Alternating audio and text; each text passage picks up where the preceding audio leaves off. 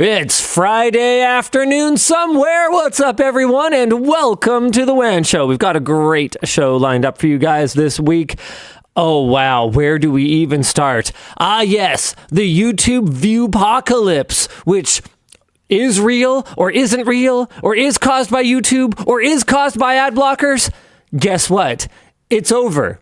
Except it isn't. And we have the answers. Except people disagree. We don't. Yeah. In other news, what?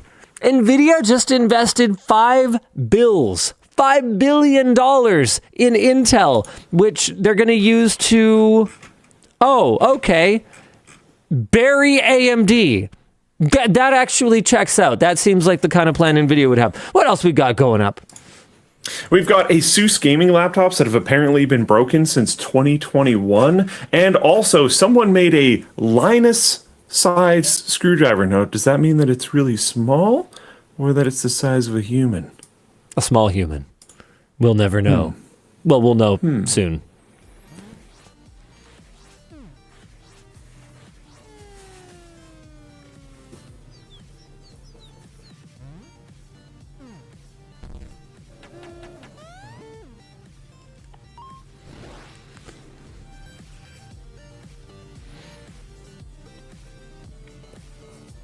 The show is brought to you today by Odoo, Vessi, and AMD, alongside, of course, our wrap partner Dbrand, our laptop partner Dell, and our chair partner Secret Lab. That's right, folks. You may have noticed there is a new WAN intro. That's going to be our super rapid fire first topic. It was made by Reddit. Oh, whoops. Linus laptop. What are you doing? I think my screen share is broken. Thanks, Dan. Was made by Reddit user Trouble in My Brain. Which, I mean, fantastic name. Yeah, they are on Reddit, so it makes sense. It was a pretty chaotic. Sort of intro. So I guess I could agree. I could agree with that, dude. Okay, we're going off the rails already on the show this week. I have a serious problem with Reddit.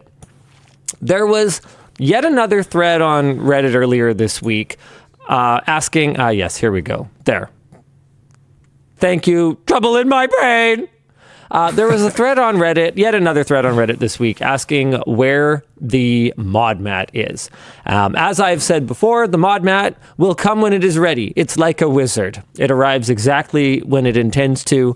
And one of the top upvoted responses to, why is the modmat late was from some random person whose response was, I think it's because of pending legal action between Gamers Nexus and Linus Tech Tips. And this response had the most upvotes. And I basically responded and I said, hey, you have no idea what you're talking about. And I got also stop intensely downvoted. And they Really? responded saying, I said, I think.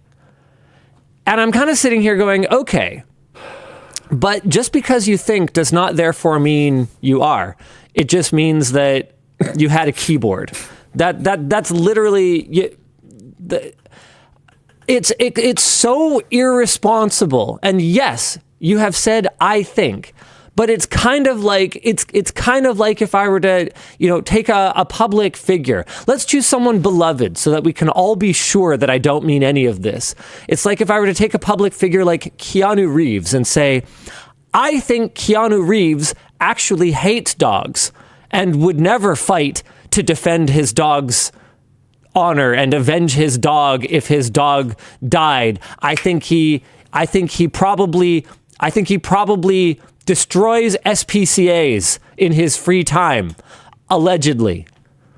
That's still stoking a flame that there's no reason for it to exist, for no reason whatsoever, other than just that you had a literally random thought that you know absolutely nothing about, and you posted it on the internet.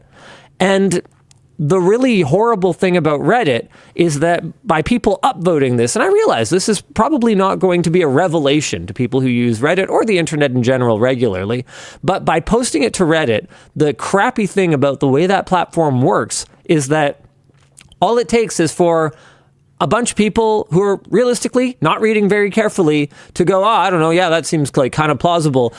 And it adds credibility to it. But there was no credibility. You are a random person who knows literally fucking nothing about the situation and just said a random thing that you pulled out of your ass.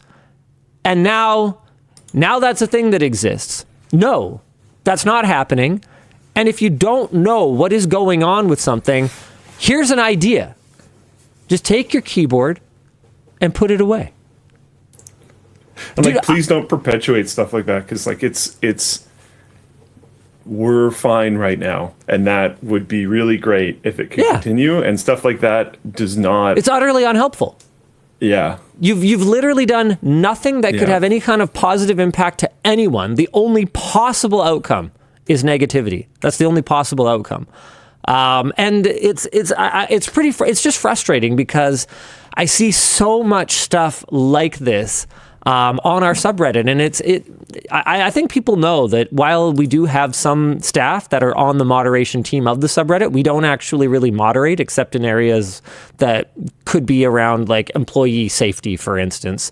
So we tend to just kind of leave it be, but it's stuff like this that makes me tempted to kind of go, yeah, maybe we should just take a more active role in moderating this. And when we see people speculating about, why someone departed the company, for instance, we just immediately ban them because you literally shouldn't be talking about it. You actually don't know. And a lot of the time lately, and it's been interesting to watch, right? Because it basically just ebbs and flows according to how the community is just like feeling. When the community is feeling really negative towards LTT, the speculation will all be that, Linus is narcissistic and the company's horrible and it's a horrible place to work. And when the community's just kind of like feeling pretty good, then it's all going to be, maybe it was just their time and the company did nothing wrong. Almost always. It is more nuanced than that because, as it turns out, people and their situations don't fit into tidy little boxes. And what you should really do, if you don't know, is shut the fuck up. That's the best thing to do if you just actually have no idea what you're talking about. I mean, there was that weird thread about my travel. This is extremely unimportant, but it's just a funny example. Like there was a thread that was titled, so to get this straight, Luke traveled from Munich on a non-sleeper night train with changes from Munich to Berlin to fly to Frankfurt. And it was flaming me, and then it transitioned into flaming the person who books our business travel. And it got multiple edits, but like the title stayed the same and the initial information stayed the same.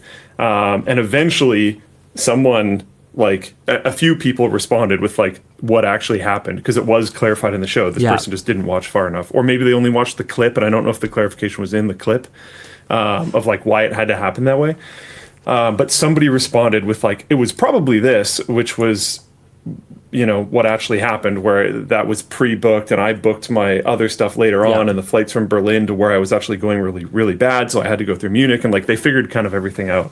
But that probably had 7 upvotes, because the storm of people being outraged at how stupid you were or how stupid Vance is had already taken place. And it's like, bruh. Well, no, my biggest thing actually is that the edit went in. And the person, like, to all credit to the OP, to be completely honest, they recognized, and in their edit, they said, I guess it shows maybe I should listen more carefully next time. Nice. Which is an admittance that, like, almost no one would do. So, like... Oh, yeah. Buddy who speculated on legal action, like, doubled down in the response to me. I said, I think...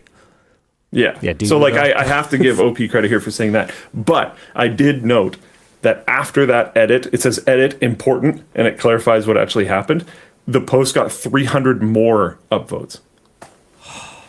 When that edit came in, it was at 1,700, or at least that's when I first saw it. It might have even been earlier. And then I saw it rise up to 2K, which means that there was probably some people that saw the edit and were downvoting it.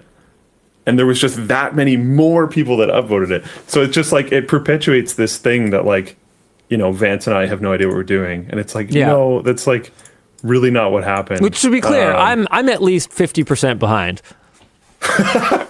Like Vance seems pretty competent, but you, dude, come on. I don't know. I don't really do complicated travel. More than 1 out of the last 5 shows. Can't even find his chair from Secret Lab, our chair partner. Not even using his laptop from our laptop partner, Dell. Do you even have a D-brand skin on you right now? I do. All right, 33%. That ain't bad.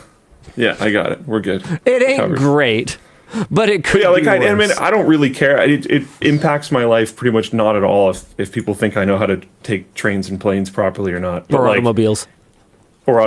They were all involved. But it's just funny because something that was just like clearly incorrect took off. And it just gets all this momentum. Votes and everything. Yep. Yeah. Yep. And it's very hard to change momentum, which is something that we've gone through. It doesn't matter what the nuance is, what the facts are after a momentum storm has already taken place. And I don't know how to fix that because it seems like people like it that way. That's what makes our lizard brains, our tribalistic instincts satisfied. Okay, there's just one more thing that I'm going to rant about before I swear we're actually going to start this show. Man, thankfully this isn't a Reddit thread, but Osama in Floatplane chat says, Linus thinks eggshell color paint is ideal, yet did not use it for Scrapyard Wars. Okay, couple things here. Paint rant incoming. Eggshell. We're going to need a shirt for this or something. Eggshell is not a fucking color. Have you ever seen an egg? Okay? Have you ever opened a pack of eggs? Okay, check this out. Okay, check this. There is no such thing as egg color. Those are eggs. These are eggs. These are even eggs. There is no egg color. Some of those might be AI eggs. This might be fake news. You're fake news. Eggshell is a paint finish. It is a surface sheen. And it is roughly like an eggshell, where it has a little bit of shine, but is more forgiving of surface imperfections than like a semi-gloss or a gloss. Okay? Thank you. I am ready to calm down now and move into our next topic, which will surely keep me calm. The YouTube view apocalypse, where our viewership plummeted and we were having thoughts of existential risk for our entire livelihoods and the 100+ people who work here. And there were tough conversations going on about, like, what would it mean if our viewership was actually down to half of what it is? And it turns out that it was all YouTube's fault, and then it turns out it wasn't. I'm going to have to just read the notes on this one because buckle in. This has been a wild ride, and it's involved us, multiple members of the community. I'm not going to name them, because of, their privacy, and also they don't necessarily want to be public figures, but it has involved people that we know at YouTube. It has involved people in the ad blocking community. Let's get started. It seems like the YouTube view apocalypse may not be YouTube's fault. Allegedly. I think. See that? Anyway, on Monday, September 15th, YouTube finally addressed concerns over view tracking that were raised by multiple creators over the last few weeks, saying in a blog post that it investigated the issue. TLDR is, and again, this shows why speculation can be extremely unhelpful. It has nothing to do with restricted mode, which was something that many users and some creators were speculating. And restricted mode is completely optional. It's a manual setting and has nothing to do with the recent age verification rollout. YouTube also stated that their viewership systems are working correctly and that there is no systemic issue that is impacting creators. Possible causes of view count drops include a return to baseline after a view spike, normal fluctuations in viewing habits. That was one of the first things that one of my contacts at YouTube brought up, is that we actually do tend to have a bit of a September hangover once the students go home for the summer. Go back to school, which is not where their homes are, unless they go to boarding school. But either way, it wouldn't be for the summer. It would be for the fall. Anyway, competition from other channels and topics. And this is usually the response that I get from YouTube whenever I bring up issues with our viewership. They basically say, get good. And I say, okay, I'll do my best. Yes, sir. And number 4, this was kind of like slipped in there. Updates to ad blockers that could be impacting view count accuracy. Oddly specific compared to the other 3, which are basically just like, yeah, seasonality, also get good. The previous day, MMO YouTuber Josh Strife Hayes pointed out that his views from specifically computer users fell off a cliff, which would be consistent with the going theory that YouTube stopped counting views from devices that had adblock installed, which usually tend to be computers, since this may surprise our viewers, but most people, even the ones who are capable of installing a browser extension, are either too lazy or not technically proficient enough to install ad blocking on their mobile devices. I would say, just to interject really quick, if you want a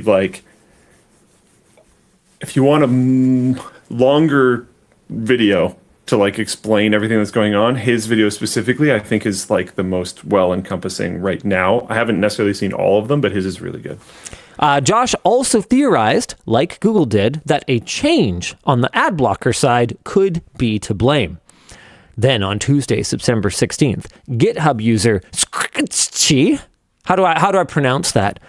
I think, you know what? There's an X in there. I'm going to treat it as a variable. Their name is Scratchy.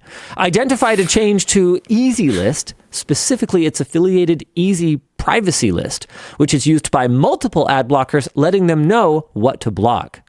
Through their own testing, Scratchy found that this change appeared to block YouTube's view counters, which was then corroborated by YouTubers Jeff Geerling, Theo Joe, and probably some other very awesome people. Although adblock users could let YouTube register their views by simply disabling the Easy Privacy List in most popular ad blockers, Scratchy also published a custom filter that lets YouTube's view tracking URL through but leaves the rest of the Easy Privacy List enabled so users can let YouTube count their views while still protecting their privacy. Because, and this is a fun fact, most ads are also trackers. And by most, I mean, technically some aren't, but you might as well assume they all are. As of Wednesday, September the 17th, the Easy Privacy List is not filtering the YouTube view tracker. However, some maintainers, including Ryan BR/fanboy, still think that Easy Privacy wasn't related to the YouTube issue at all. Is this the link to the somewhat spicy? No, okay. There was some spicy discussion that took place on GitHub, but this doesn't appear to be that spicy. I think it's a different thread. Yeah, that makes sense. Maintainers for EasyList, uBlock Origin, and other tools are still testing ways for ad blockers to balance ad blocking and privacy protection. Sorry, Freudian slip there. While also allowing YouTube to detect views properly. So the immediate crisis may be over, or it might not be. We probably need more data. There's also some funky stuff where and I believe this has gone through in Josh Strife Hayes' video. I don't remember. But even YouTube Premium member viewership was impacted here. Because even if you had YouTube Premium, but then also ran adblock, which is a setup that I know a few people do. The telemetry data was still blocked. That's even a setup that we've talked about, how it definitely supports creators because from our understanding of it, it did support creators effectively better than allowing ads to run. And it did. And it turns out up until man, this reopens the whole ad block piracy conversation in a way that honestly is giving me PTSD shakes. I saw some really interesting discussions. A lot of people don't really know how it works. I think there was a discussion saying oh, okay, but this doesn't really affect them at all. So why should I care? Because revenue's flat. It's yeah, AdSense revenue is, but not other things. Our sponsors, as far as my understanding goes, have been really cool about this, but especially if there's a sponsor looking at a prospective channel. I think it's more that our business team are hard asses. Oh, well, hell yeah. I'm sorry. Good job. You want a discount because we're getting less views? No. You didn't get an up count when we got more views? I don't know, whatever. But yeah, it's if there's and the sponsors that we currently have can look at, referral rates that they had in the past and notice that like nothing really changed and then things are fine. But if you're a sponsor looking at a prospective channel, your surface level view of them is often their view count. So if you're looking around and trying to view things and you see a tech creator, which might have a higher percentage of people running ad block, it's going to look worse. This did hit all of YouTube, but it disproportionately hit more tech savvy audiences. Yeah. That doesn't necessarily mean tech specifically, but it does mean tech savvy audiences. Makers, people who are going to modify their things more often, are more likely to throw in something like an ad block than someone who doesn't even know that the like extensions for browsers even exist, which is a thing. Which is a very significant proportion of the population. And I just want to make it clear, because there seem to be a lot of people who are still super confused about my stance on ad blocking. I don't use them. I have a policy internally here at work that we are not allowed to use them because it feels pretty hypocritical for us to, make our livelihoods off of ads and not, support the other channels and websites and services that we use in the same way that we expect to be supported. But as far as, whether other people should use adblock, we have always said that that's a personal choice. Luke and I have always owned that there were times in our lives that we pirated all manners of different kinds of content, whether for financial reasons or otherwise. And we've always maintained it's a personal choice. The only thing that I've ever asked people to consider is the very, very simple fact that ad blocking is circumventing the method of payment that exists for the content, so is functionally piracy, and you need to understand the impact of your actions. If you want the services and the content that you obviously enjoy enough to watch to exist, then you're either part of it continuing to exist or you're part of it not continuing to exist, and there could be an impact there. There might not be. We, luckily, have diversified our business in such a way that our revenues from LTTStore, for instance, actually exceed now our revenues from like Google AdSense by a country mile. But this is something that disproportionately impacts smaller creators. I mean, back when this viewpocalypse first hit, I was chatting with Dan about it after WAN Show because Luke, doesn't see fit to just even be in the office with us anymore. So he wasn't part of the conversation. But Dan was saying that he'd spoken with a couple of small creators already who were basically like, yeah, I mean, if this is it, if this is new normal, me too. I'm back to my day job because this is not sustainable for me. I talked to a non-insignificant amount of people that reached out because they were like, I really hope you have some information, because if you don't, I might be quitting this as a profession. That was a probably close to double-digit amount of different creators. I'm not even kidding. Very large percentage. This was terrifying for people. It hit our niche harder than probably anyone, or at least close to it. Yeah, and like the whole get good thing from YouTube, I can't be too mad about that. I get it. Sometimes, honestly, they're just right. Yeah, YouTube it's a meritocracy mostly, with asterisks. Yeah, and like I honestly understand their response. At first, I was kind of annoyed, to be honest, that it was buried in a blog post. It was buried at the bottom of a blog post and stuff. But they have an interesting problem because there are creators complaining about views right now that this didn't affect that much. So how do they deal with this? Because if they say, oh, it was just ad block, then all those creators that didn't have a ton of ad blocking in their audiences might expect their views to come back. Yep. But they might not, because they might need to get good. Yeah, so it's tough because YouTube is YouTube, as always. So you're competing against everyone all the time. Your niche is also competing against everyone, like as a unit. because if you get suddenly really interested in some 3D printing. There's a 3D printer back there. If you get really interested in 3D printing, you might get suggested other 3D printing channels as well. So like your niche is competing as a whole, your channel is competing as an individual. And if all of this isn't fighting really hard for eyeballs, you're going to start falling behind. And like it's amazing how much people's interest in things can change over time. Take, for example, help with mortgage. Okay, this is an interest that obviously spiked, after the 2008 financial crisis, and to the point that Luke and I have been talking about recently, how we're sort of terrified about what things are looking like economically right now.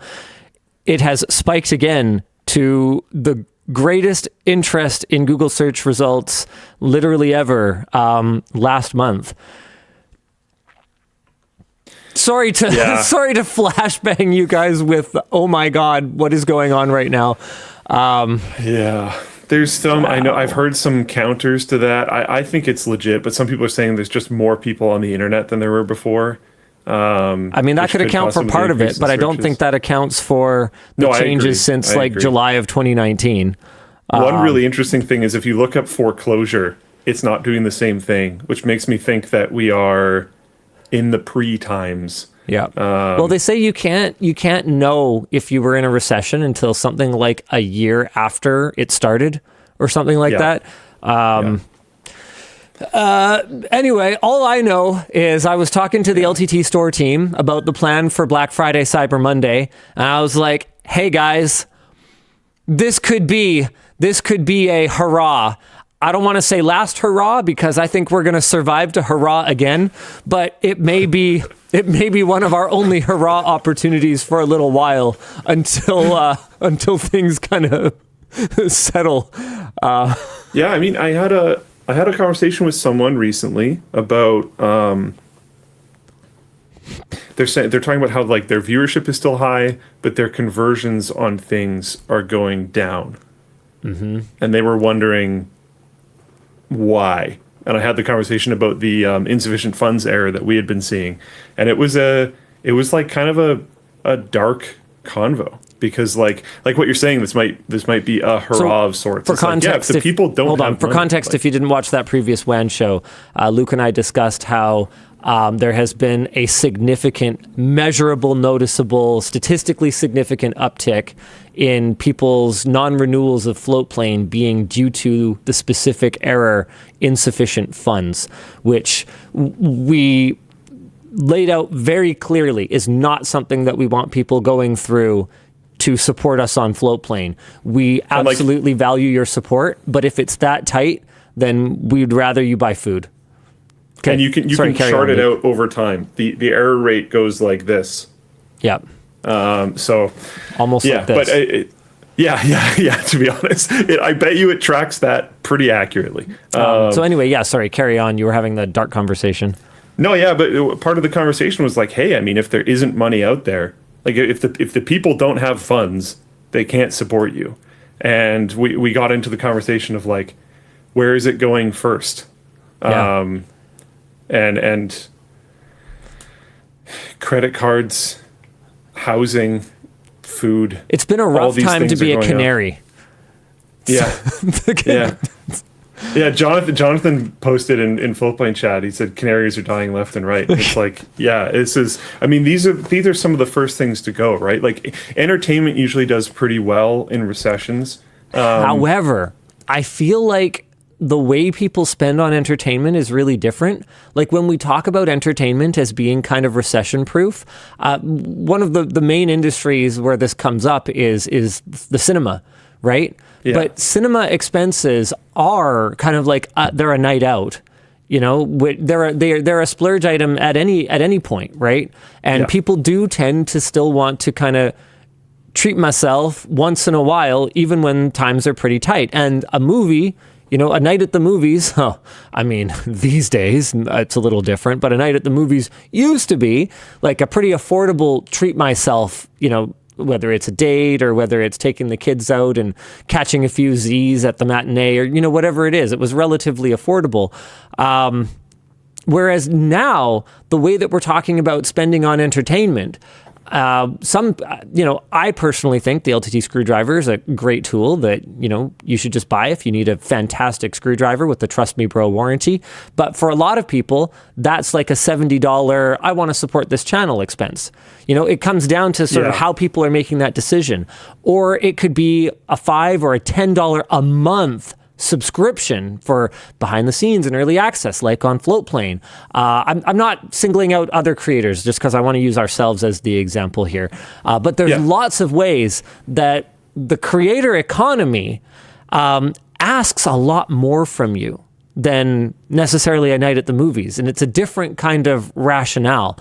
Like if times are tight, I might continue to spend a bunch of money on OnlyFans, but if I am, boy, is that ever terrible prioritization. I honestly suspect that might be one of the last things to go for a lot of people. Okay, I'm sorry. I'm sorry I even brought it up. I didn't want to hear you say that. Really, dude? Although I do think that there will be a bit of a K shape to it.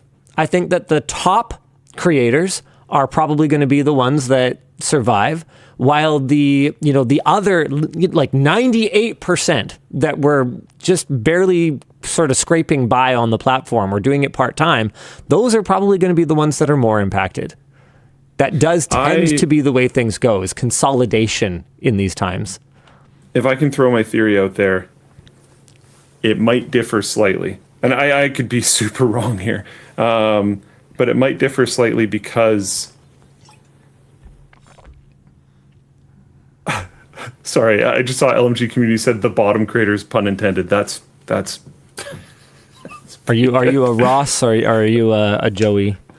But what I was going to say is, I suspect some people are using that platform for companionship at this point, and anyone that feels like they have a connection with the person, however obviously fake, is going to hold on to that. That's a yikes.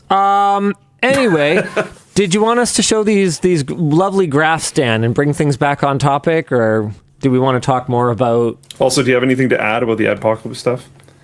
Not particularly at the moment. It's all a bit confusing. Nice. Yeah. Well, a big part of the confusingness... Have they been committed? Have they been removed? Is it UBO? Is it temporary? Is it not? There's like an internal debate for these block lists. And are we even fully back? I don't know. Because there's a pretty strong argument for us only being partially back. Yeah, like have a look at this. So here's where we see the decoupling of our typical tracking between desktop and mobile views. So that's blue and green here. So here's the viewpocalypse, where desktop views go... See you later, buddy. 10th, August, 11th. Yep. And then they're still... they're still not here. And I don't believe that the LTT audience just suddenly stopped using computers as much. One thing is we may have been basically removed from the algorithm, right? Suddenly we're not getting any views. So I actually chatted with a fairly senior member of YouTube over that topic yesterday, because it occurred to me in our dashboard, for instance, a lot of the time it'll say things like, hey, this video is getting a lot of views because it appealed to your core audience, so it's like gaining extra reach. And I was like, so if our views aren't tracking properly, does that impact the likelihood of our videos being suggested and gaining virality, since they'll be recorded as low view videos? And it was explained to me, and, you have to always take everything, not with a grain of salt, because this is someone that I believe would be very honest with me. So I'm not saying that there's any sort of distrust, but you have to take everything through the lens of the person who's delivering it.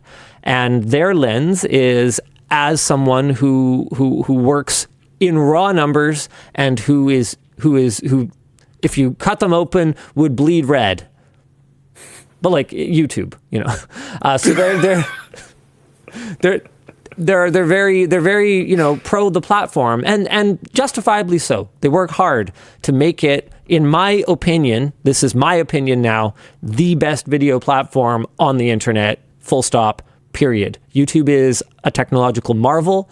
I have called it the whatevereth wonder of the world many times. I think it has all the importance of like the Library of Alexandria in terms of the wealth of human knowledge and humanity that it contains. I love YouTube as a whole. Doesn't mean I love everything about it, and it doesn't mean that I can take absolutely everything that someone from YouTube says just through my own lens. It comes through their lens. So what they reminded me is that those little messages in the dashboard do have to be dumbed down a fair bit to make it easy for the lowest common denominator YouTuber to understand. And also that the recommendation system is really centered around individual viewers, not around creators. When you upload a video, YouTube doesn't go, oh, there's some juicy new content. How can I get viewers to come look at it? Instead, it works the other way. When you log on to YouTube, YouTube goes, ooh, a juicy new viewer. What will they watch? And it goes and it finds things from its content library and it serves it to them. It feeds them.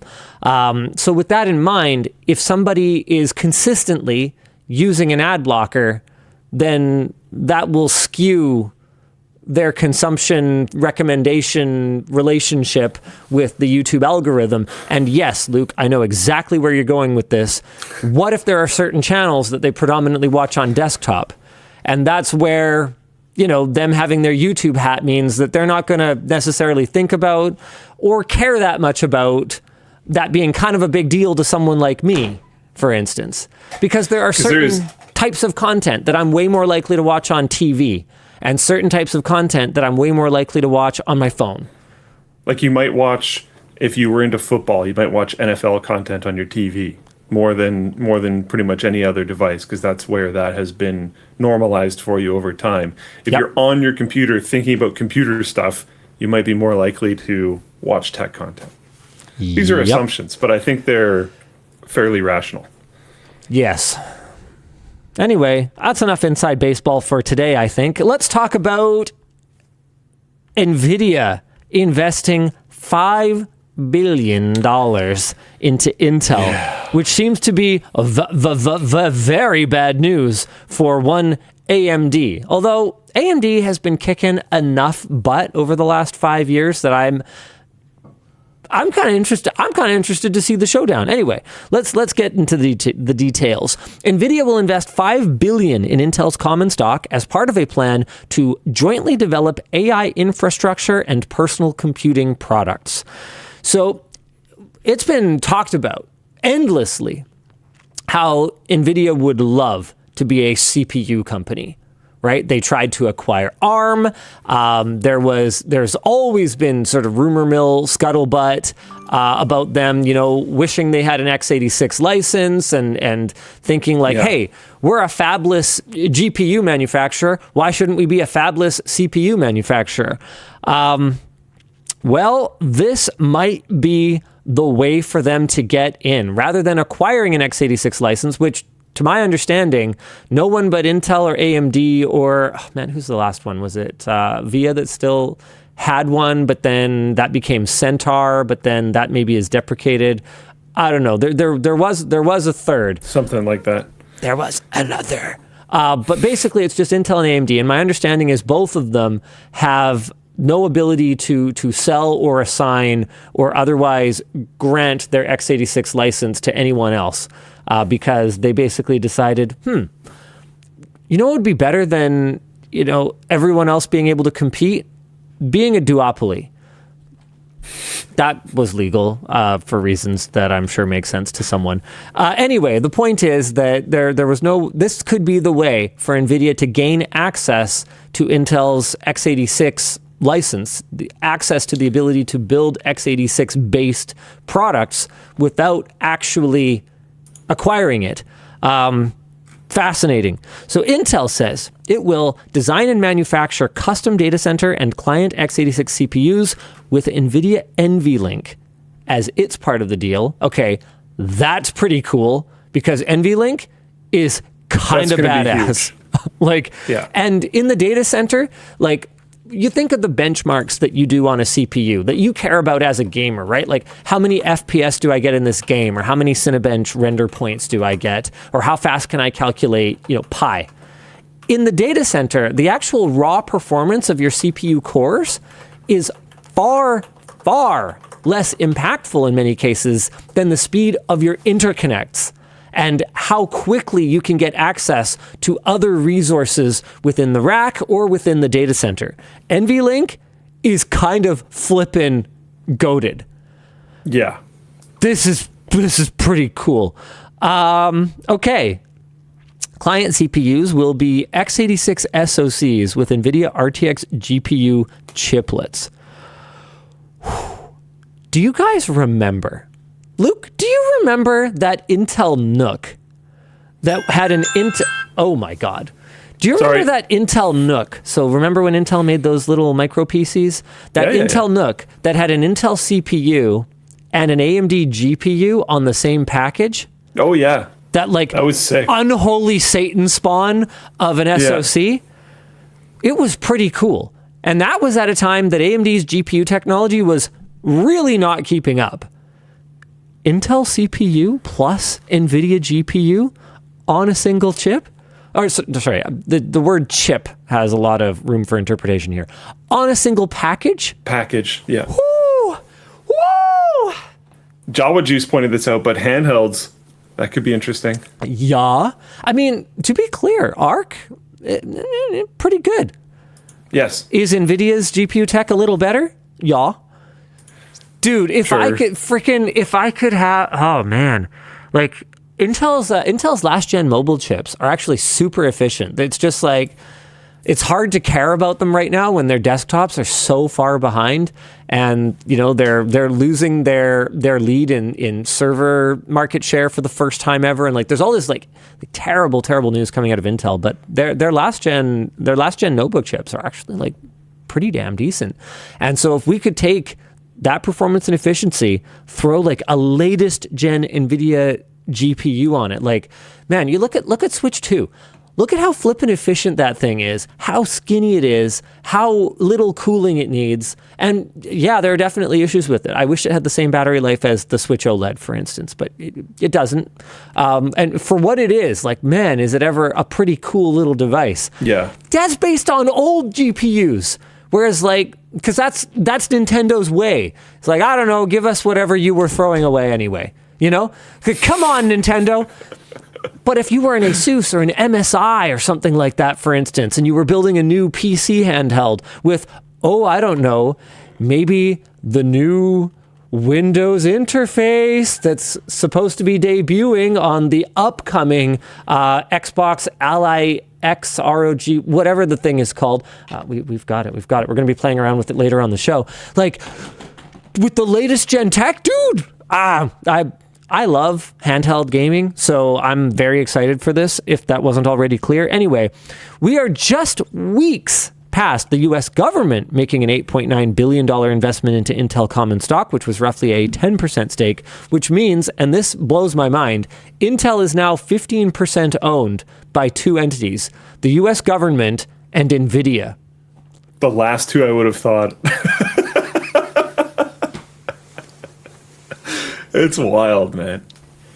In a joint webcast, Nvidia CEO Jensen Huang claimed that their deal has nothing to do with the U.S. government. I wouldn't blame him for distancing himself a little bit from some of the controversy around that particular transaction. And AP News reported that the 23% stock growth represents Intel's largest one-day gain since, and this is not a typo, 1987. Yeah. Anyone like extreme long holding Intel is maybe pretty stoked right now. Yeah, stoked that maybe one day they could get back what they paid. Will this deal involve manufacturing chips in the U.S.? That's unclear. Both CEOs wouldn't say anything concrete regarding this. What? I don't think I... He had a thunk. Okay. It's gone. I wonder if this is related to that thing I'm going to go do. I don't know. I don't even know what thing you're going to do. Luke, I don't know if I can talk about it. you're so vague posty right now. I told you though. Do you remember? Can you rack the? Can I rack? It doesn't matter because I can't say it. So.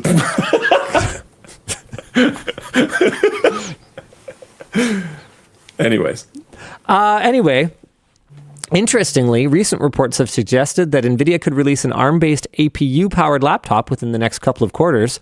Actually, a recent report suggested that Nvidia was supposed to release that like ages ago, but that's a whole separate conversation.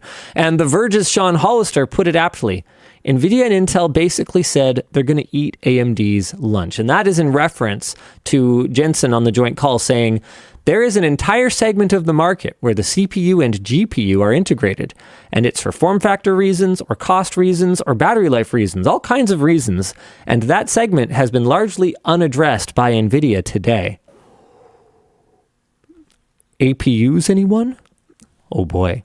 Intel told PC World the deal won't affect its roadmap and specifically said they will continue to have GPU product offerings, which unfortunately does not specifically confirm that ARC, notably discrete ARC, which I am really rooting for, will continue to be that GPU offering. Reuters reports that some analysts have suggested this may be the first step in an Intel takeover or breakup. I actually am not sure that I agree with that. If anything, I don't think so. The U.S. government and Nvidia are both stepping in to prevent that. I think so. Is my read on this. This is not the same thing, but it feels like tangentially related to when Microsoft invested in Apple. I think the tech industry wants Intel to stick around. The tech industry is healthier when Intel is healthy. There is no question of that whatsoever. And if Nvidia can find a way to help keep them around in a way that benefits themselves, it makes a lot of sense for them to do that. Yep. So this honestly, when I read this was like one of the things in the tech industry that made the most sense to me in a long time. So. Yeah, I think it's cool. I really, really hope that ARC continues to exist. I don't think that's going to be a problem here, personally, but I hope it exists. Should we make this into a weekly segment called "Is ARC in stock at MSRP and should you buy one?" I like that. Yeah, I think that's cool. Look at this, because dude, even using them for lossless frame gen and stuff like that, like they are really cool.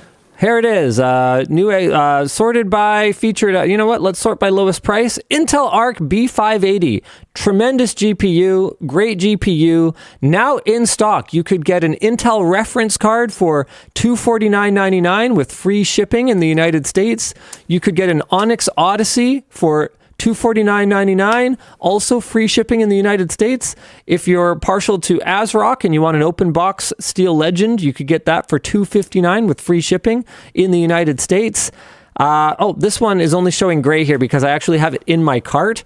Here's the exact same card, not open box, for the same price with but you have to pay for shipping. Okay, all right, well, whatever. Onyx Lumi is $269. Okay, now we're getting past. Oh, here's a 3-fan version for $269. That's pretty good. That's pretty. Sorry. This is the triple fan and the dual fan.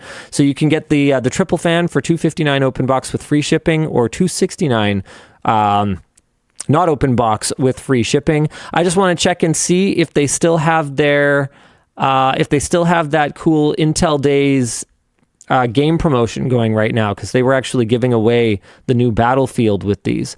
I don't see it, unfortunately, but hey, it's still a great deal. It's a great GPU at a fair price, and it's at MSRP. So if you or anyone you know is looking for a GPU right now, you've got $250 to spend. The Arc B580 can be yours, and it will not only give you a very satisfactory gaming experience in all but some pretty isolated edge cases where, okay, they've only been doing this a few years, but it will also hopefully help us make sure that, oh my God, we have another option for GPUs. Yeah. Someone says, look at the one in your cart. Okay, that would have been a way for me to check the promotion. And no, it looks like, unfortunately, the Battlefield promotion is no longer here. What was it called? It was called Intel Days or something like that. Can't remember exactly what it's called. Oh, this is crazy. Check this out. 70 plus people have this card in their cart right now. There is no way that is not because of WAN Show right now. That is hilarious. Hold on. Oh, wait. No, hold on. There. Intel Gamer Days 2025 Battlefield 6 bundle. Giving myself full credit here for that. Single-handedly selling more ARC B580s than anyone else on the internet. I'm quite sure of it. It was called the thing that I just said, Intel Gamer Days 2025 Battlefield 6 bundle. It went from August 25th to September 14th, so it's done. Yeah, bummer. Still, dude. That was a wicked bundle. Dude, the top one, this is crazy. What the heck? Oh man, this is fun. This is fun. Let's play how many GPUs can we sell on WAN Show today? To be clear, Newegg is not the only place that you could buy an ARC. I have no particular loyalty to Newegg. The reference card, dude? Wow. I wonder what's up with that. That's interesting. Okay, I do want to know though. I want to know. I'm gonna ping. Oh man, I should have used our affiliate code. I think we have an affiliate code. Damn it. Whatever. The point is, I'm gonna message Colton. I'm gonna ask him to message our Newegg contacts and see if we sold a crap ton of ARCs today. That's hilarious. Well, and whenever we talked about Gamer Days, a huge spike. That would also be interesting. ARC B sales at 11 a.m. Pacific today. Okay, yeah, I'll find out. I'm curious. Anywho, why don't we move on to? Is there anything else you wanted to talk about with respect to the Nvidia Intel investment? I think this is one of those. It remains to be seen. But you're always a fan of making bold predictions and then being 100% right about them later. So feel free to keep your streak alive. I'm hopeful for this in regards to keeping companies alive in order to keep competition strong. I don't necessarily, I'm not saying either company involved here is necessarily my favorite ever. But bold words, decisive words. But it's already an incredibly small space for CPUs and GPUs, and to have one leave who is doing both would leave us with effectively one CPU and realistically one GPU, which is not a good pool of companies. So we need Intel to survive, and this gives me some solid hope that there's actual possibility there, because it doesn't seem like they want to keep a CEO around long enough to actually follow through on their vision. So if they need shorter term things, maybe this is it. I don't know. Oh, there you go. Perfect. Good. Nice. I can't do it from here, so thank you. All right. What do you want to talk about? No, wait. CW announce, explain, and something. Okay, I'm supposed to follow the instructions from the Dan. Dan, what do I do? I don't see the announcement. I don't see anything there. Talking point. Talking point? That...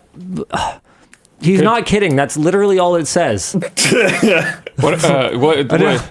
You're wearing a shirt. How am I supposed to do this? It's a shirt that you can buy now. I don't know how to do this. Okay. It's talking point. You already done it. I'm going to do this. Explain merch messages. Well, hold on. There's wait. Are we waiting for someone to fill it out? Because there's a sale on the store. We can talk about that. Yeah, and a shirt. But there's a huge sale going on. What the? Wait. Oh, okay. There's the defragmentation sale. System cleanup finished.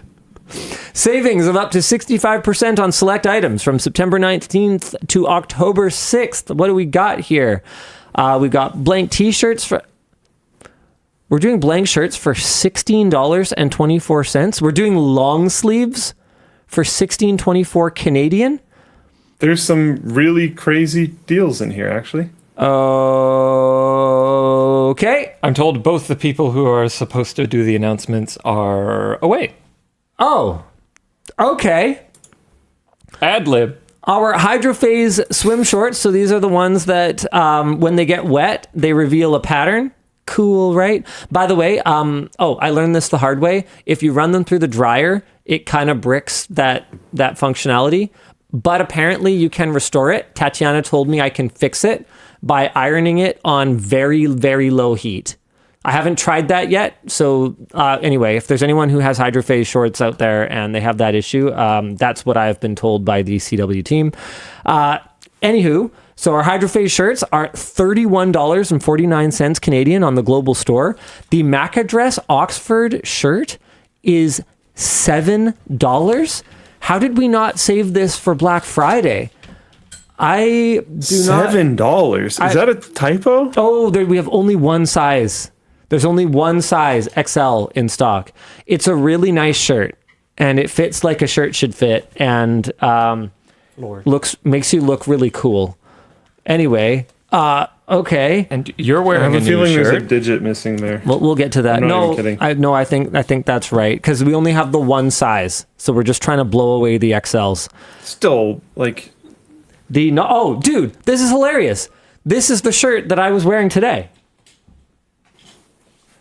They had me change because I'm supposed to wear the polo, which is, I think, a launch of a new color today or something like that. But I was totally wearing the not a hot dog, I'll kill you in ketchup V-neck. Oh, wait, this is a V-neck. Okay, so this is a V-neck of it. Okay, so I wasn't quite wearing this. Okay, so the V-neck is $12.49 Canadian. These circuit desk pads are $20 Canadian. Oh, sold out. Okay, apparently you guys have found stuff.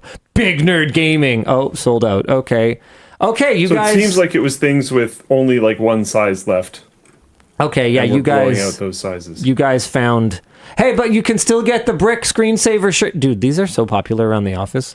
People wear the crap out of these. Anyway, wow. Yep. So there's a bunch of stuff. You can still get a firewall department. Nope, not anymore. Sold out. Yep. That makes sense. Anyway, the one that I'm wearing is our green polo shirt.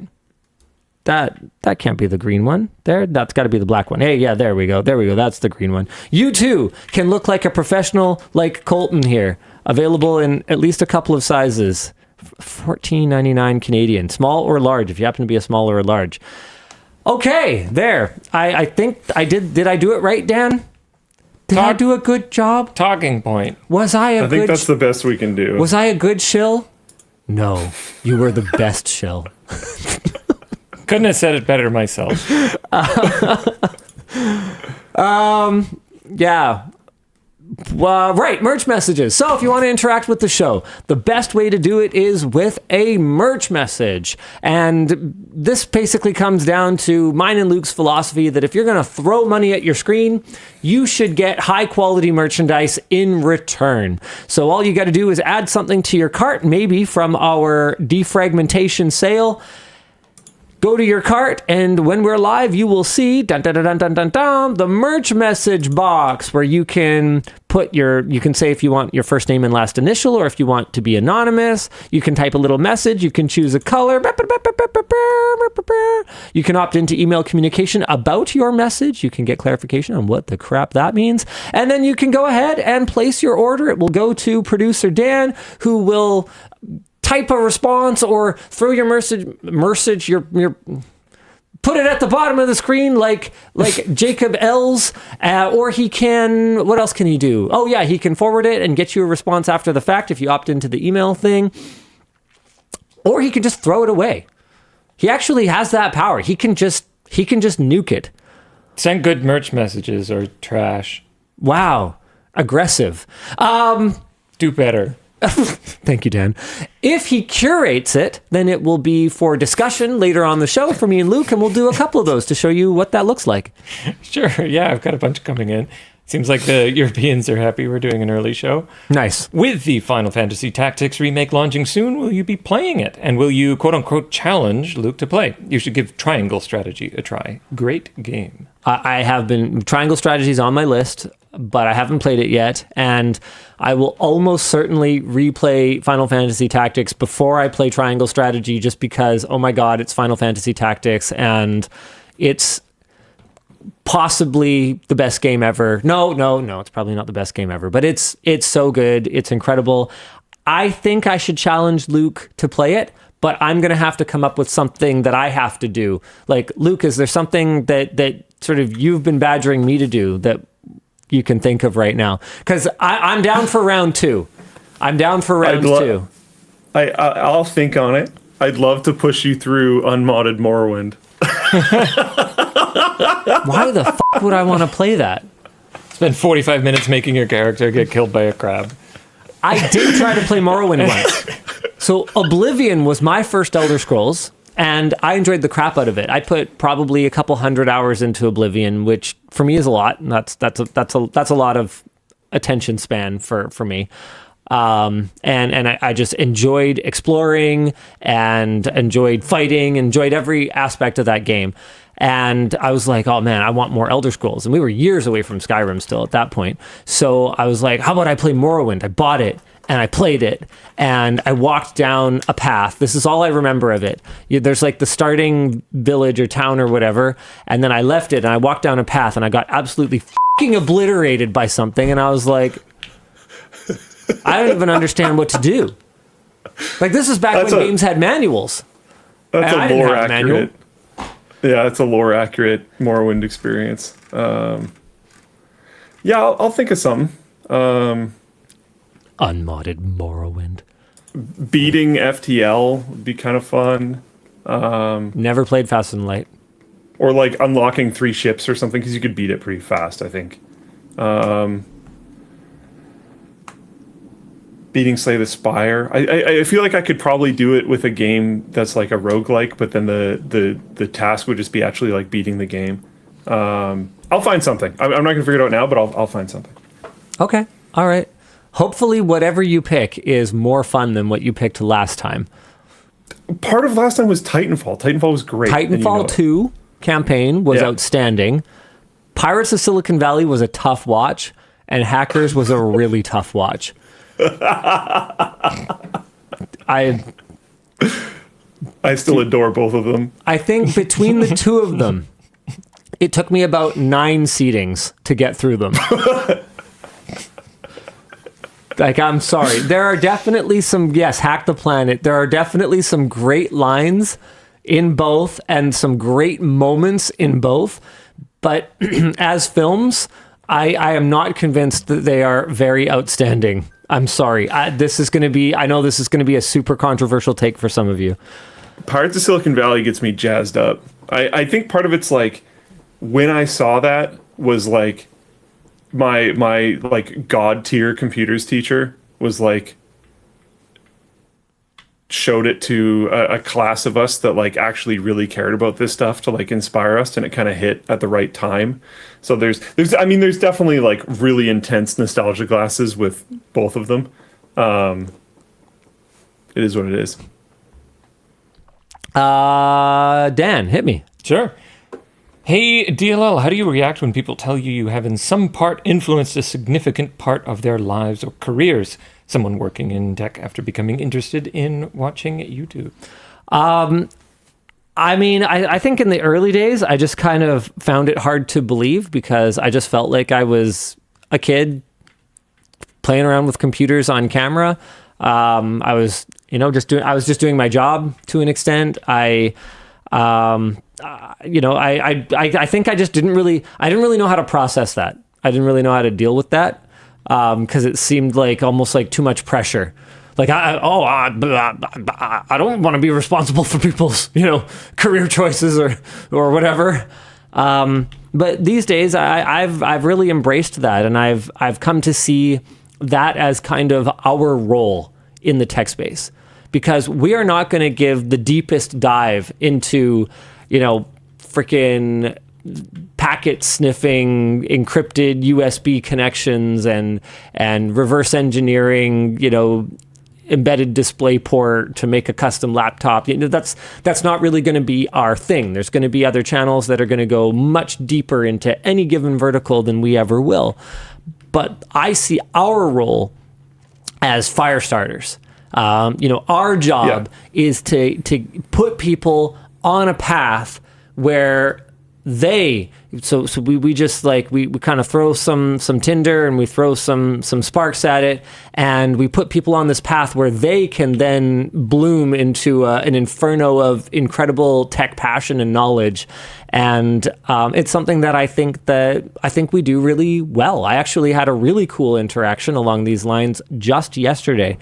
We had a really nice gentleman by the name of Tom who came here all the way from Brazil, which was apparently an arduous journey and involved almost getting deported when he landed in Canada because they simply didn't believe that he came all the way here for 2 days to claim a prize. Even some of his own family members were like, I think you're being trafficked.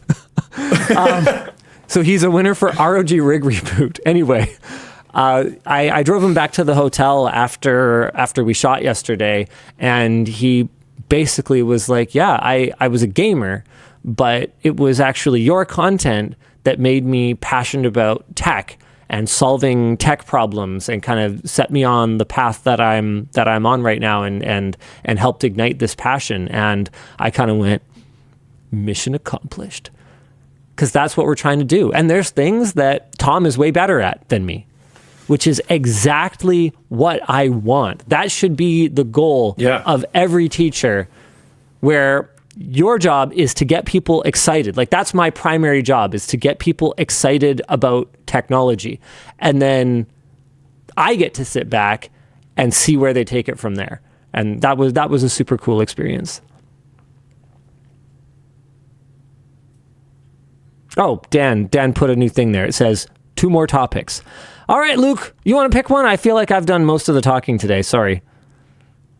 Yeah, I'm going to go a little bit off Not the actually rails right sorry. now. Can I can I get you to bring up YouTube real quick and look for a channel? I can't share my screen. Yeah, sure. I guess I'm just your bitch now, apparently. Yep. I let you talk one time, and you're like, yeah, could you just start issuing orders? Sorry. Look up just James channel. James space channel. James channel. Sure. James channel. Games for James. This is a floatplane creator, actually.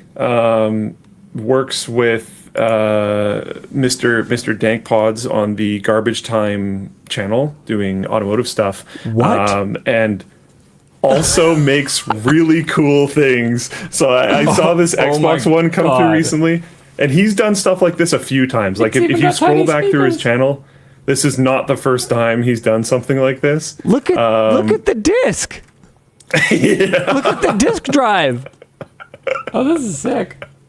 But you know, we've taken. He's glued down the wire. Wow. The bodge wire. Oh yeah, dude. Oh yeah, it's glued. Professional glue. Okay, sorry. Yes, carry on. And we've done this a few times where we've featured. You were talking about how we might not be the person to reverse engineer the internal display port, whatever, blah blah blah blah blah. Yeah, like we might not be. We might not be the person doing this either. And I think it's been a fun trend that we've had over the last little bit of showing off some really cool stuff that creators on YouTube have done on WAN Show. And I wanted to feature James' channel for a second because this video was wild. It was very fun. The end result is insane. It's a trip. And I think our audience would enjoy it. So go check it out. Cool. And while you're he's got the lemon powered Game Boy. That's a party I would attend. I mean, right out the gate, he was hitting it hard. Linus. If you look at the first video on his channel, there was no chill at any point in time. It's the first video on his channel is a 1 million view video from 2 years ago of making a portable Super Nintendo. Brilliant. With duct tape. All right. It's awesome. So feel free to go check out James' channel if you want a deeper dive into depravity.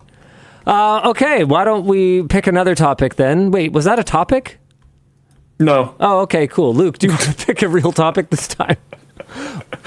Sure. Speaking of handhelds and making things portable, I guess Windows handheld gaming mode leaked. I think you have to do something for this. Microsoft's much anticipated handheld gaming mode is now available to preview if you're running Windows 11 25 H2, which is currently in release preview on Windows Insider. Redditor Gogsy123 posted an extensive guide on getting things up and running. Try it at your own risk, of course. We've got it set up on this Ally X, so let's try it out. And then there's some notes here that says you're in 1080p, couldn't get display mirroring working otherwise. Drag finger up from the bottom to Alt-Tab. Oh, that makes sense. That's interesting, but that makes sense. I had to manually putz around to get the option for the new UI to show up at all. Steam games work great. Game Pass stuff was a little iffy, but seems okay after bypassing our cache servers. Okay, so this is the part where I switch over to Luke. Yeah, there we go. Laptop Rier. And this is it. So I did have a hands-on with the ROGX Ally X, Xbox X, whatever the new one is called. Having a very hard time remembering because it's just a bunch of random brand words combined in ways that don't make any sense to me. It's an Xbox name. What can I say?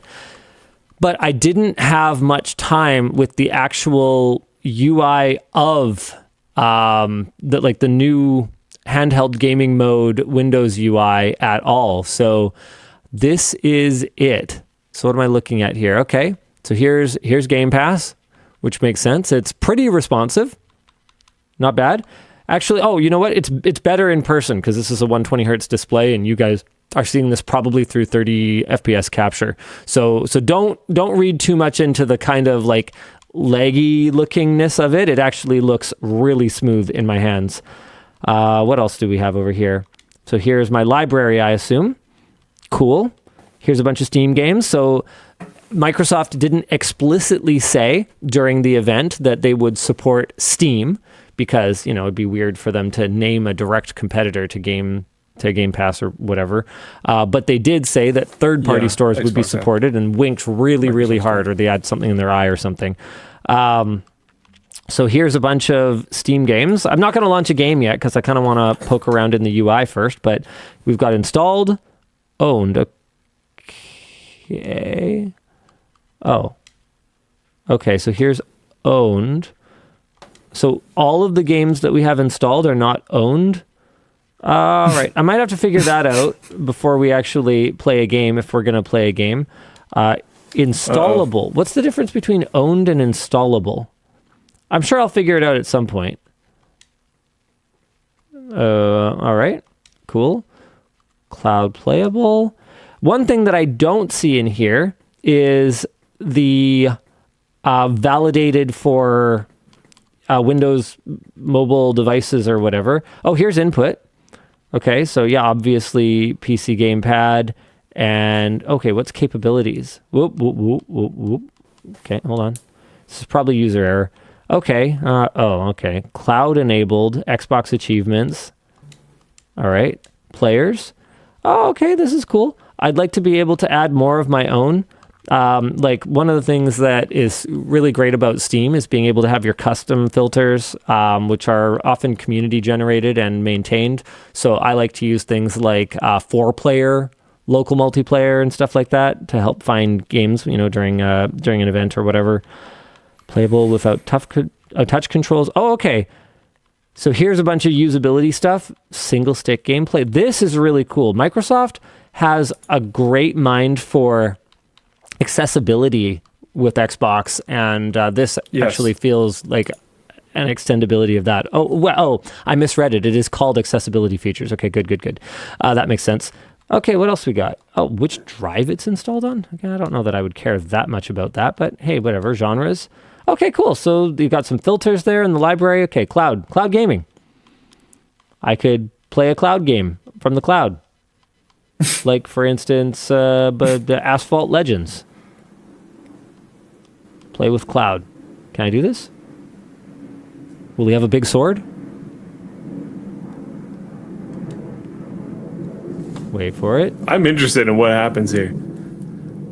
I mean, I have no idea what accounts we have or haven't even set up on this, but like, am I cloud gaming right now? That's pretty cool. Sure seems like it. I accept the permissions. I accept the risk. Very nice that our firewall is allowing this to happen. Is it? Oh, yeah, well, yeah, it is. 20 years of Asphalt.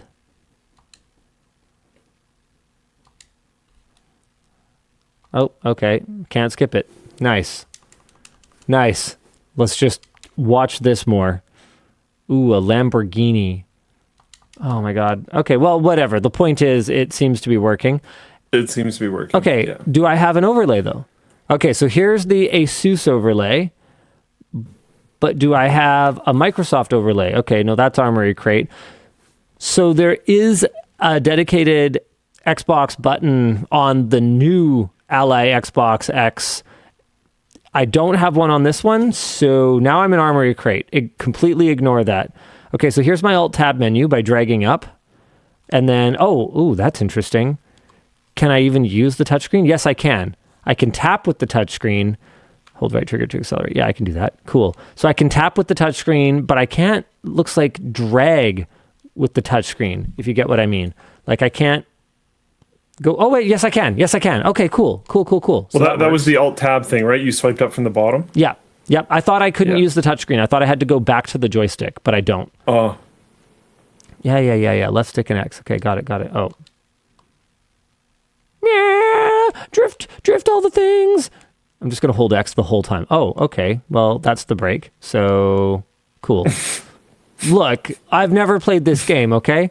I think I'm cloud gaming right now. Okay, now what do I do? Now I quit the race. I want to close this game. I want to go back to the UI. Now, if you didn't catch our video on the new Xbox X Ally X stream, interesting. Here's a little thing. See the thing in the top left corner? Sorry, if you didn't catch our video, one of the benefits of this is that it doesn't actually like render the desktop behind it. So theoretically, it's saving a lot of resources, and they claimed big savings in terms of RAM that will hopefully result in better performance in games, but I don't know if that's been proven yet, one way or the other. Okay, so anyway, sorry, back to this. Is that why when you're Alt-tabbing, the background's just like that like whitish gray? Yes, sir. Okay, so I clicked that thing in the top left. Here's a little performance monitor thing. Can I like pin That makes this? sense because you're cloud gaming. Oh, yeah, right. Yeah, okay, so yes, the cloud gaming just worked effortlessly like that. Xbox Social, audio devices. Okay, that's actually pretty handy to have here. Personally, you just tap to click. Game Assist, which, yeah, sure, I mean, we can talk about that another time. Do I have like screen cap? What is this? Okay, so this is quick settings. Ooh, more settings. Here we go. Cool. Sorry, guys. I'm just exploring this for the first time. One sec. Go to the more settings. Yeah. What's the gaming features? Your system is DirectX 12 Ultimate ready. It is direct storage optimized, and this version of Windows supports the latest direct storage I/O optimizations. Seems more like information than settings, but sure. Yeah. Then, it is features. Those are features. Okay, here's home. Usually you can set settings. Okay, so let's go home. Can I just like close the game? Look at that. Jump back in. So is that game closed? Wow, that was a very Xbox console-like experience. So if I had an Xbox button, it would be that quick to go back home. That's pretty cool. I like that. Here's the store, because obviously there's a store. Everything has a store. Okay, hold on. I'm going to go back to home for a second here. Hopefully you guys are finding this as interesting as I am. What is the store? Is it just Microsoft, like Windows Store, whatever that's even called? Yeah. I mean, I think that would be a pretty far leap for them to not only integrate games from other storefronts, but also integrate other storefronts. Don't think that's going to be happening. Yeah, it's just unfortunate that theirs is like the worst one. I might even argue that it's worse than Uplay or whatever it's even called these days. What is this? Ubisoft the launcher or whatever. Oh, here's the download interface. Okay, so if I want to go back to that, you view profile settings. Okay. Let's just close that. Okay, I want to go back to this, and I'm going to go to... No, man, where'd that Xbox... What happens if I slide in from the sides? Okay, notifications. What if I slide in from this side? Oh, okay. Slide in from the side gives me that interface. Cool. That's cool. Okay, I like that. so let's use this to jump right into a game that I don't have open. So presumably it is managing all this in the background. It's closing Asphalt. It's firing up Steam. Because remember, the Asphalt wasn't a Steam game. And then we're firing up Tape to Tape, which I'm going to use this moment to promote. Tape to Tape is a great little roguelite hockey game that is being developed by Excellent Rectangle. Really small team, Canadian team. It's their first game, and you'd never know it playing it because it's super cool, super fun.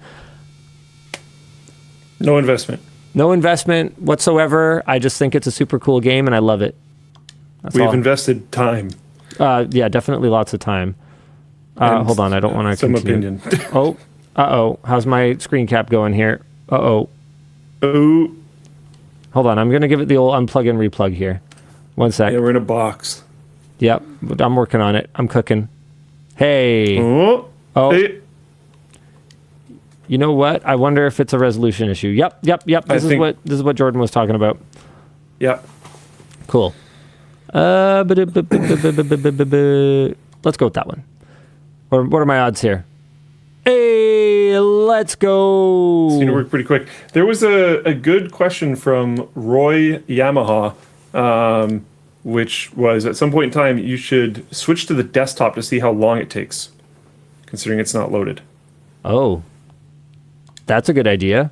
Okay, do you know how to switch to the desktop? Does anyone know? Not a clue at all. I was like, I'm kind of thinking I'd rather just play video games. Blah, blah. I'm assuming, well, at the end, you know. Blah, blah.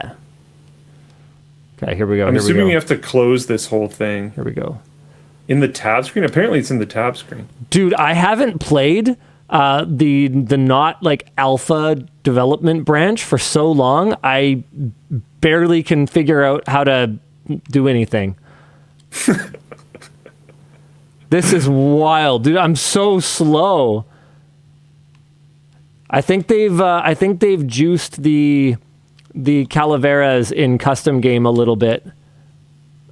All right, sure. You know what? I got a goal. All right, so we're gonna slide in from the right. There we go.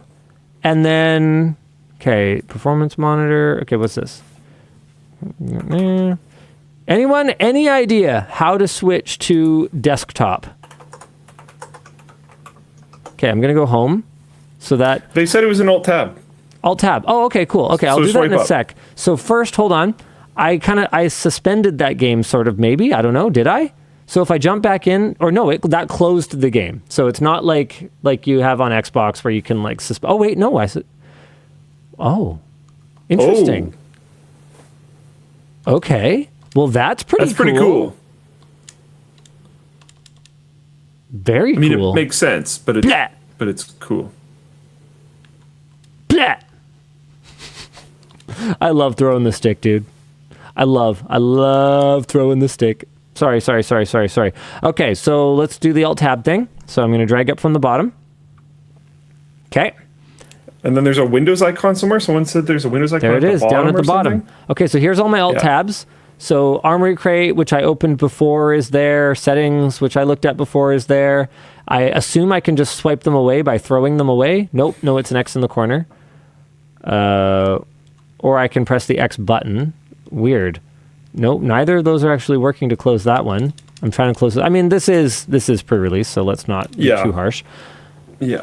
Okay, so I'm going to click Windows Desktop now. I might have missed. You are exiting to desktop. You have full access to Windows, blah, blah, blah. Yeah, don't remind me of this again. There is a don't show me again button. Yeah. Okay, wow. That was fast. That was quick. And it's gone. Oh, right. Because obviously I still have my game open and stuff. So, okay, I don't lose my game. I can still keep playing, and I can throw my stick again. And then I can hit this guy. I'm going to kill him.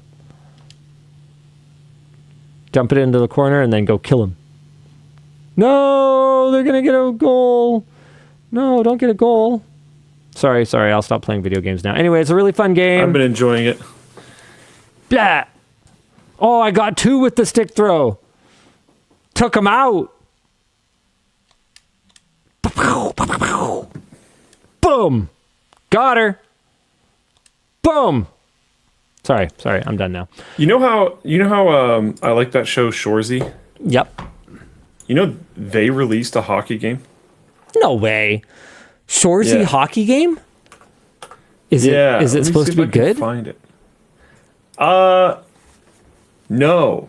Oh, that's It unfortunate. has mostly positive reviews now. Yeah, okay. One of the positive reviews says it looks promising when it's completed. It's currently in early access.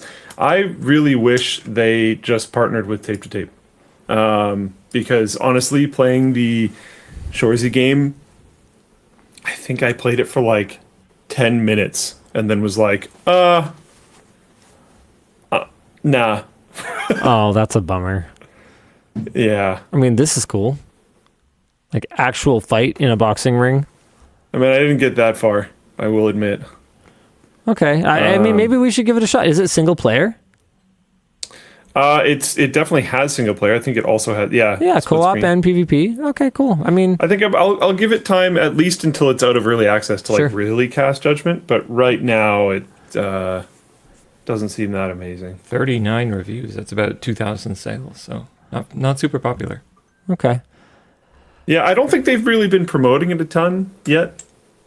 Yeah, maybe they'll promote it more when it's like actually done and not like bad. Yeah. Or maybe they realize it's bad and it'll be bad forever and they're just not going to promote it. You never know. Early access is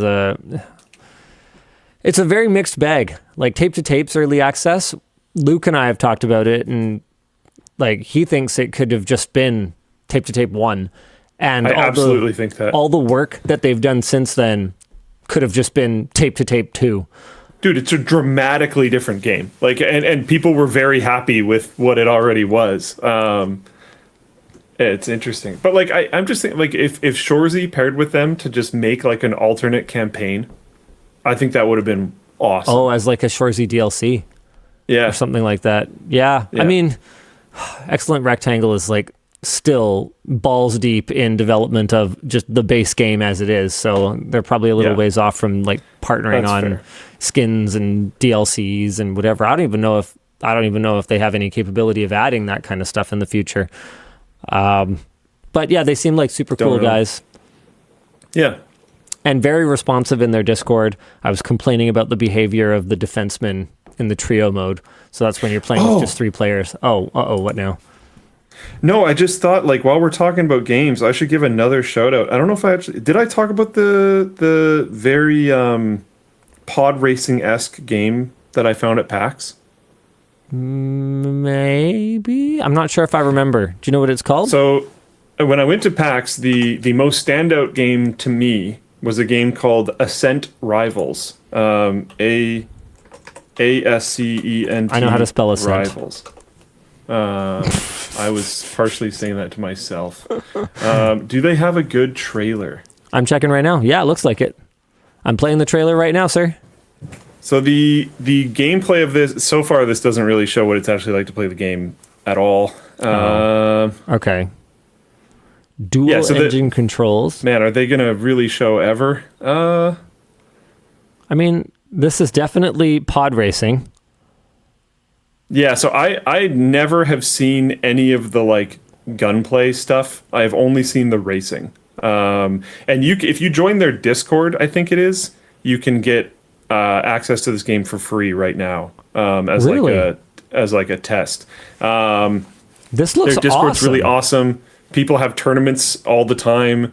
The mechanics are really cool. It felt really intuitive to me, which was odd because they're very weird. But you have like grav control, so like gravity on each side of your ship. So if you pull the right trigger, the right side of your ship will be pulled to the ground. Interesting. If you pull the left trigger, the left side of your ship will be pulled to the ground. Right, And so then your like- thumbsticks, like it's for just bank forward and turning. back. They have Yeah, a public so playtest right now. You can just, You can for just free. join it. You can jump on it. So if you press forward on a thumbstick, that is engine full thrust. If you pull back, it's engine off. That's it. So you don't have turn left, turn right. You have to if you want to turn right, you want to turn the engine on the right off and pull the gravity down on the right in order to twist around a corner. Very, very fun. I had a really good time with it. It's the most fun racing game I've played in a really long time. And it's super, super early on. People saying with both sticks, yeah, you need both sticks and both triggers to be able to control your ship. I don't remember what they actually call them. So again, to go straight, you would, I think you would be on both triggers and forward on both thumbsticks because you're pulling yourself tight to the ground, which would benefit going fast, and both your engines are on. Then if you wanted to turn right, you would either just grab right, which would mean letting go of your left trigger in order to stop the gravity on the left side of your ship to turn that way with full possible speed. Or if it's a tighter turn, you would let go of or potentially pull back on the thumbstick on your right side and let go of the trigger on your left side. So it's it's so interesting. It's very, very unique. It's really fun. They also have this system where you can turn off your engines by pulling both the thumbsticks back, and then you slam them forward and it gives you a short warp. So if you're going and you go over a gap while you're floating in the middle of the air, you can turn your engines off and then slam them back on the second you land, and you go super, super fast really quick. It feels very very active. So basically you feel extremely in tune with it's my Tycho Scorcher.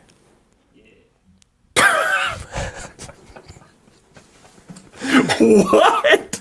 So this is an RC toy that I got for a mega special Christmas present when I was a kid, and it was 6 wheels, which they advertised as 6x6, I think, which is not how that works at all. No. I had the green one. I thought I could have sworn it was called Monster, but this is definitely the car. I recognized the car for sure, and it had dual forward and back sticks for control, which my friends found extremely confusing, but to me was always very intuitive. So the right stick drove the right wheel and the left stick drove the left wheel. And unfortunately, and this was not something that they made clear in the advertising for this thing, but it only drove the middle wheel on both sides. So these were just for stability wheels. So it's not 6x6, it's 1x2. And the battery lasted for about 6 minutes. Anyway, sorry, yes, that sounds like a really cool game, and the gameplay looks honestly amazing. Man, it was really fun. I haven't played all the features yet, all that kind of stuff. I didn't have a ton of time to play it before I started going on many trips and my whole house fell apart. But anyways, but I had a ton of fun with it for the one night that I could play, and I'm really excited to get back into it. I got on the leaderboard for one of the maps, which felt really cool. I was watching some of the record runs, and it's a lot of kind of just turning your engines off and back on again to do the warp mechanic. So I sort of hope the balance changes there to be more based around tight cornering and stuff. Yeah. And drifting. Are they working on mechanics. Co-op, 2-player pods, so you could have a gunner and I did honestly they talk about don't that? know. I talked to one of the guys for a while, but it's been a bit. I saw sniping going on. Yes. Is that? But you do that as the pilot? I think that's you. I think you relinquish controls of the ship for a second and then shoot and then keep going. Okay. There's a lot of damage mechanics. Using the warp thing, if I remember correctly, damages your engines to a certain degree. Bashing into walls damages your engines, and you can blow up, which is interesting. I think they have battle royale modes, but they also just have races, which I'm pretty sure don't involve the combat. So if you just want to zoom around, that's definitely an option. All I've really done is solo time trials. But yeah, dude, a 2-player, so Tim000X3 in full plane chat said double dash. A 2-player where you're in one ship, I think would be super fun. Something that I thought was really interesting was I noticed on their website, they have their sponsors. And some of them kind of make sense. Okay, Starforge is there, MSI is there. but then there's Dirtfish, Shelby, and Celine. Shelby, like Mustang? Yeah. I have no idea what's going on here, but they have crazy partners who works Maybe. at Ford. Like Well, and like Dirtfish too. Like the whole thing is it's really interesting. I don't know what's going on here, but I'm very excited about the future of this game, and I hope that people try it out and have fun. All right, cool. Why don't I pick the next one? Meta has unveiled the Meta Ray-Ban display. Meta announced its first consumer glasses with a built-in display at Wednesday's Meta Connect 2025 event. The Meta Ray-Ban display glasses have a 600 by 600 full-color display in the right eye that apparently reaches 5,000 nits and is reportedly almost undetectable when you are not wearing the glasses. It's paired with the neural band worn on the wrist, which can control the glasses via finger movements, and you can even input text by handwriting on a surface with your finger. That sounds horrible, but better than nothing. Another big feature is live translate and live captions. It can apparently display captions only for the person that you are talking to, which, as far as accessibility features go, could be an absolute game changer for like literally millions of people. The glasses drop in the US on September 30th for $800, and sales will expand to Canada, France, Italy, and the UK early next year. Also, it has a rechargeable and foldable case, which is pretty cool. Meta also updated their non-display AI glasses with the Ray-Ban Meta Gen 2 at $380 and the $499 Oakley Meta Vanguard smart glasses that are marketed toward the fitness crowd, like runners and bikers. These glasses can be integrated with Garmin smartwatches and Strava. Is it happening? Like, is this the moment when you even consider them? I know, but let's put aside that it's Meta for a second. Yeah, okay, that's a good put aside, because I was gonna prequel it with like no chance, not from them. It's definitely getting interesting. I think we're actually pretty far out still, personally. Rebrands work, dude. I hate that they work, but there's a couple people in Floatplane chat. They're like, "Who's Meta?" Meta's Facebook, and don't kid yourself, they're Facebook. Yeah. I think the sports ones are pretty interesting. I saw at IFA, I saw a pair of glasses that look extremely similar to these Oakleys. Yep. And it kind of made a bunch of sense to me in regards to like being able to record your run and do things like that. Yep. Or, I mean, it could even just be like, man, it's a wild world that we're living in. Is it a terrible idea to take a dash cam out with you? You know? Yeah, it's really not. Yeah. Okay. And by run, I meant your ride, I guess. The example in the photo is someone on a bike, and that makes sense. Either way, yeah. I'm just saying, like, having an everyday dash cam for life honestly doesn't seem like the worst idea in the world. Dash cam for your life feels like it's a sales tagline for these, to be honest. Purchase now comes with free bulletproof vest. No. Oh, God. Oh, man. I mean, a vest doesn't really seem like enough. It seems like it'd have to be a turtleneck if you want it to be really effective. It's a dangerous world. Yeah, okay. There, man. So Linus did it. I did what? I was gonna text you guys that joke because I didn't want to say it. That's not a joke. That's serious. Like it's a wild, dangerous time, man. Yeah, that's true. Wow, off rails a bit. Yeah, it's like we saw one of these glasses, not the ones that I was talking about that looked like the Ray-Ban ones, but we saw another brand of these. I think it was TCL at IFA, and I don't think they're ready yet. I think the neural band thing is an interesting idea, but I think the ultimate winner here is going to be someone who just already has a good smartwatch that can integrate with the glasses well. Yep. Instead of like this unique band that you only really use with your glasses. Like, this is what I kind of mean by I think we're still pretty far out. I think we're getting to the point where for certain early adopters, these are going to be cool. I already know people that wear the Meta glasses and like them. Yep. But not very many. Taryn's a daily driver. I know Artie's a daily driver. I've actually got a pair sitting on my dresser at home that every day I get up in the morning and I look at and I'm like, okay, I'm gonna have to try them. Right? Like, how can I be incredibly a gadget guy and not have tried them at this point? They have that much acceptance at the very least. Yeah, they're interesting. I think mass market appeal, I think we're still pretty far out personally, but they're definitely hitting the niche crowd, and I'm not surprised. I would not be surprised if, like, you know, these Gen 2s hit an even wider audience.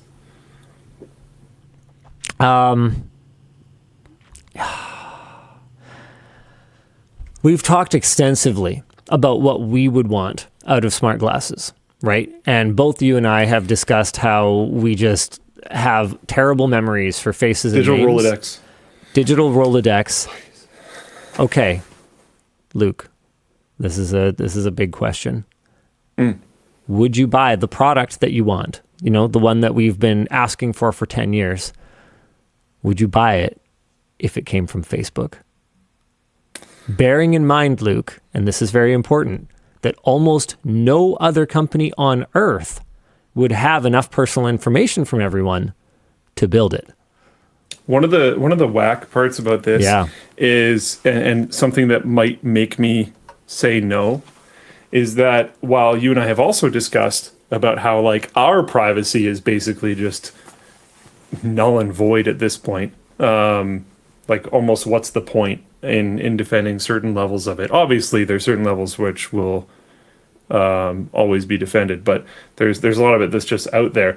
But the problem is that this is other people's privacy, which I think would still kind of hold me off, or would result in me only wearing them in certain situations. Like, if it's a digital Rolodex thing and I wear it to CES, I don't think I'm that bothered by that use case. Like at trade shows, places where there's very little expectation of privacy. There's cameras everywhere. Everyone's expecting recordings to be going on. I could see that. If you think you have a level of privacy on the shore at a show floor of any kind, I think you're just being silly. I think that's okay. But in day-to-day life, like going to dinner with someone or hanging out with friends, I think it would still weird me out. People are talking about no local processing. Yeah, like if these aren't processing locally through a connection to my phone or something, then there is a compromise of other people's privacy that is potentially going on, and I don't like that. IXFN 724 says you will have an ad strapped to your face at some point, and brings up that, and this isn't actually in the topics this week, but Samsung has apparently confirmed that their expensive smart fridges are now going to start serving ads to you in your kitchen. Like, when is it enough? Yeah, I maintain, give me the dumbest fridge possible. I don't want a fridge with a screen, because anything with a screen that also has an internet connection will eventually receive an ad, and I just don't want it. Yikes. Oh, we're supposed to do sponsors now. Speaking of ads, the show is brought to you by Odoo. Is life hitting you fast and furious? Oh, well, can we use this? Dan? I don't write these. Okay. Leaving you with seconds. No time to manage your business? By unifying your processes and apps with the help of Odoo, you can spend less time doing things and more time getting things done. Organize your sales team with their CRM app, which you can use to... Sorry, I'm still thrown off. Which can help you schedule calls, send quotes and invoices, and adjust your pipeline. And you can make sure the math is mathing with their feature-packed accounting app. For something really custom, you can even design your own app in Odoo Studio. But what if you only need one app to plug that leak in your processes? Good for you, because you can get... Oh, man. Sorry. Good thing, because you can get unlimited access to any single Odoo app for free. So use our link in the description for a free 15-day unrestricted trial of Odoo's entire suite and see for yourself just how much time you could possibly be saving. Okay, the show is also brought to you by Vessi. Weekends are typically reserved for alternative activities, and unlike with a pair of heavy-duty boots, Vessi's weekend sneakers can let you do it in style, all well covered by their dry sock guarantee. Using their patented material called Dymatex, they, like the rest of Vessi's lineup, are designed to help keep moisture out while letting heat and sweat escape. They're fashion-forward, easy to slip on and off, and have a thicker cushioning midsole for more comfort and support. With a 1-year warranty, 30 days of returns and exchanges, and free shipping on orders over $110, there's no good reason not to try out a pair. So save 15% off today by heading to vessi.com/LTT or by clicking our link in the description. Finally, the show is brought to you by AMD. Josh's AMD upgrade is now live and available for your viewing pleasure. It's a perfect treat for the start of the back-to-school season. It says, talk briefly about upgrade. This one was wild. Josh has worked here for years now, but he always worked under Yvonne. So I honestly had my first conversation with him that was longer than 10 seconds, like a month ago. I just didn't know the guy, because while I will go out of my way to do temperature checks or get to know yas with people in, other managers' departments, just, so that I know, Yvonne and I are basically the same person. So if she's on it, then I consider it on, and I'm like, okay, yeah, your team's good. See you later. Because you can't have relationships with everyone. Like it's very challenging. So Josh was a bit of a black box for me going into his upgrade a couple of weeks ago when we shot it, and he is still an enigma. Luke, have you watched Josh's AMD upgrade?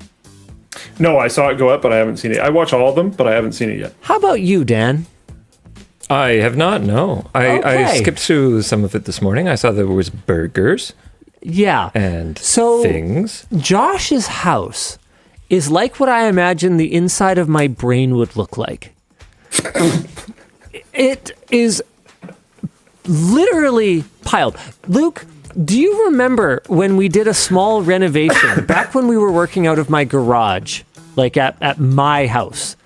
For Linus Media Group. Do you remember when that one time, I wish I'd taken a picture of it because it was so funny, where we had to move everything out of the garage so we could do something? We were painting or building a set or He was doing building something. the Tech Quickie set. Sure. We had to move everything into my living room, and my living room was just piled with boxes. Yeah. Yeah. That's how he lives. That's just his house? Yeah, that's how he lives. There's a half of a finished project literally within reach at any given moment. Piles of paint cans, like an MDF hand-built dresser. He is like DIY king. Like if there is something that he can do himself, he does it himself. And I assume he'll finish it eventually. And I didn't realize like how much of a passion he has for learning how to do things and then getting bored of them and moving on to the next thing. So it was a lot of fun, and I love doing these series because it really gives me an opportunity to get to know people that I otherwise would not really get a chance to get to know. Anyway, to go along with this upgrade, AMD, of course, has another amazing giveaway for you. But before that, they want either of us to tell a quick story about juggling gaming while in school. AMD, you already talk briefly about the upgrade. I'm not doing that today. That was riveting. At least I'm assuming it was. Hard to tell when writing these talking points without knowing what y'all are going to say. Turns out the answer was nothing. Anyway, AMD's giving you a chance to upgrade your PC. That we're sure is definitely meant for school. Yes. With a bundle that includes a Ryzen 7 9800 X3D, a motherboard, and 32 gigs of RAM. You can enter the giveaway by using our link in the description. Good luck, and thanks again, AMD. The AMD Ultimate Tech Upgrade series is really one of my favorites, and I think that's true of a lot of you as well, based on your comments. All right. Want to pick another topic, Luke? Sure. Let's see here. What do we got? Let's do another fun one. The Linus size screwdriver. Oh, I thought you were going to do the Mothman. Oh, we could do that. No, let's do the Linus size screwdriver.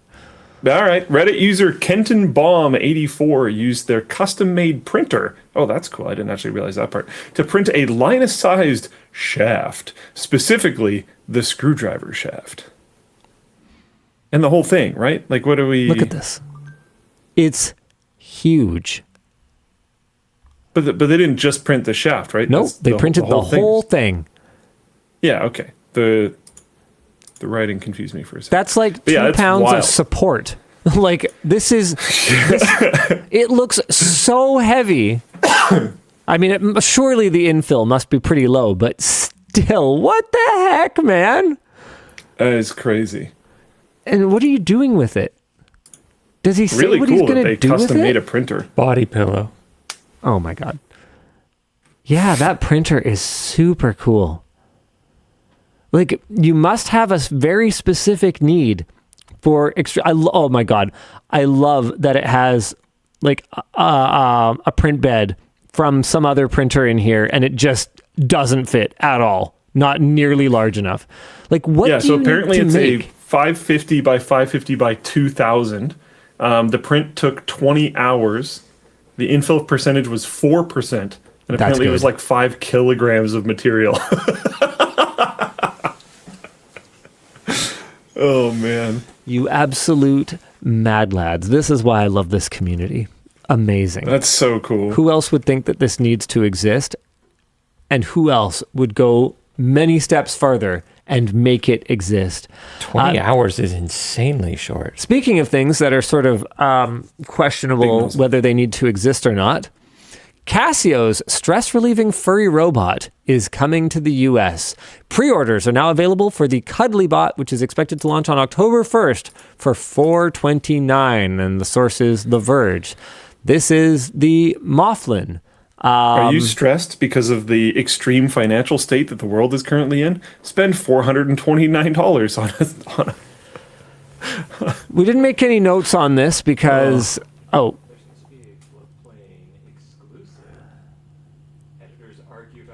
Are you good? Oh, okay. We can talk about that. Yeah, no, sorry. I clicked Canada on the Casio site and it said there's no page, so I guess it's not coming to Canada. I'm doing this live because I heard of the Mothman, but I didn't really have a ton of details about it.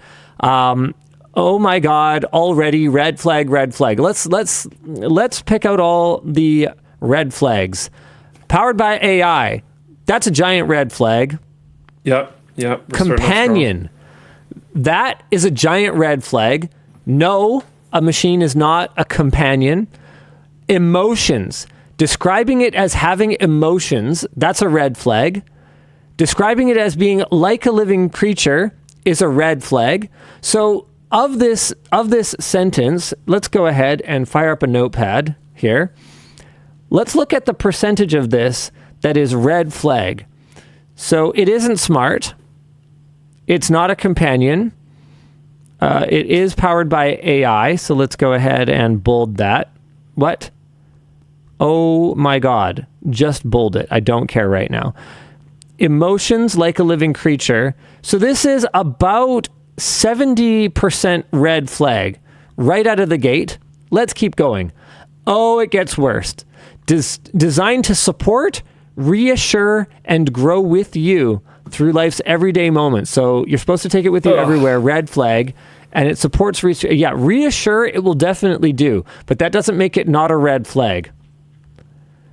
Oh my God. Yeah, I mean, someone in Fullplay Chat at the beginning of the show said, by the way, AI told someone to unalive themselves again. And at this point, it's happening so often, it's like not even newsworthy anymore. Your smart companion understands you. Oh, no! God. It doesn't. It's just lines of code. It's a little more complicated than that. But basically, it's just lines of code. It doesn't understand anything. Okay? Emotional support. Jesus, they're saying the quiet part out loud, where they're just like, yeah, We want to hook you emotionally on the dopamine hit that our product will give you. And maybe we won't make it a subscription someday and milk you continuously, forever. Yeah. Oh my God. Support you can feel whenever you need it. Oh my God. They learn and respond uniquely to their owner's actions. Becomes part of the family?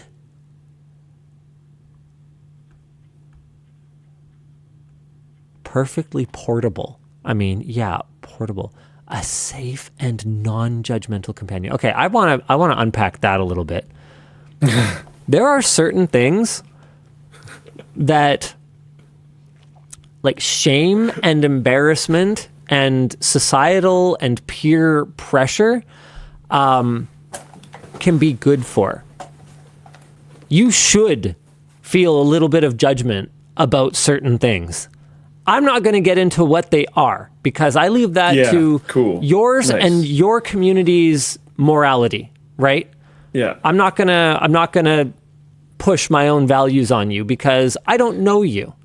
But someone literally like Luke every community in existence ever has always values. had something. Shared values like, hey, maybe, incest is bad, right? That's something that hopefully, oh my God, hopefully, we can literally all agree on. So some communities. Look, I don't want to talk about the royal family today. Sorry, Dan. Which one? Well, specifically the English. That was who I was going after. I don't think punching up counts. Yeah. I mean, they have so much more money than me that I think I'm allowed to take shots. Sure. Which, to be clear, is not actually how things necessarily should work, but they have definitely got so much more incest than me that I think I can take shots. I was trying to work that in, but good job. Thanks. I do think there's a thing that's more universally hated that they may or may not also be allegedly engaged in. What are we talking? Relations with the little ones. Well, okay, so the reason Allegedly. I didn't choose that is that unfortunately, and this is deeply tragic, is not universally agreed on. There are many parts. Well, neither is the one that you said. So on a Welcome to the world. Roll Tide.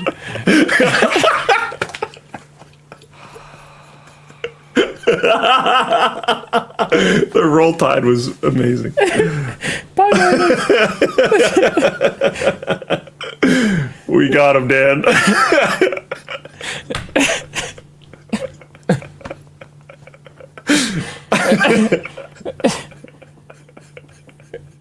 Hi, Luke. How are you?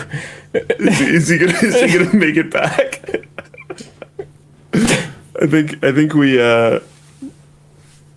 ended him. I think Cool. it's over. I can find a topic. Yeah, new topic. I don't even know what we were talking about. Oh, whoa, he came. That's not where I expected him to come back from. All right. Anyway, one of my biggest problems with AI is that they just affirm you. And complete non-judgmentality is, I don't personally believe, healthy. Necessarily, depending on what it's not judging. There are things that your AI should judge. Oh my God, wellness benefits. They're literally selling it as a wellness tool. Like, you should not be fucking allowed to do this. Where are the regulatory bodies that are going, hey, AI is an experimental ass piece of bullshit and you can't market this as health and wellness. You actually don't know that. You haven't proven that. Like, this is literally why regulations exist for things like food and drugs. So that you can't sell people wellness. Literally, this is literally snake oil. Literally.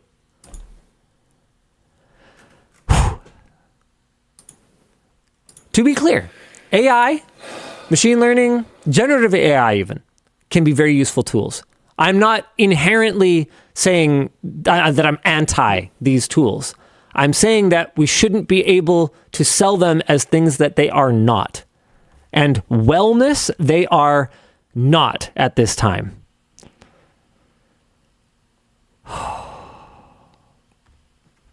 my God. Anyway, I don't think I can look at this anymore. What do you want to talk about next? Yeah, let's do that. Is there something more positive?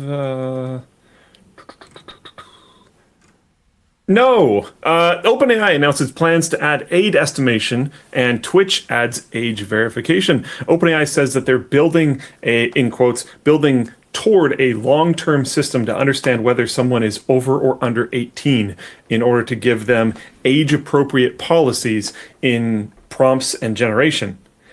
Twitch has also implemented age verification using the same system as Discord, requiring users to upload a photo of their face.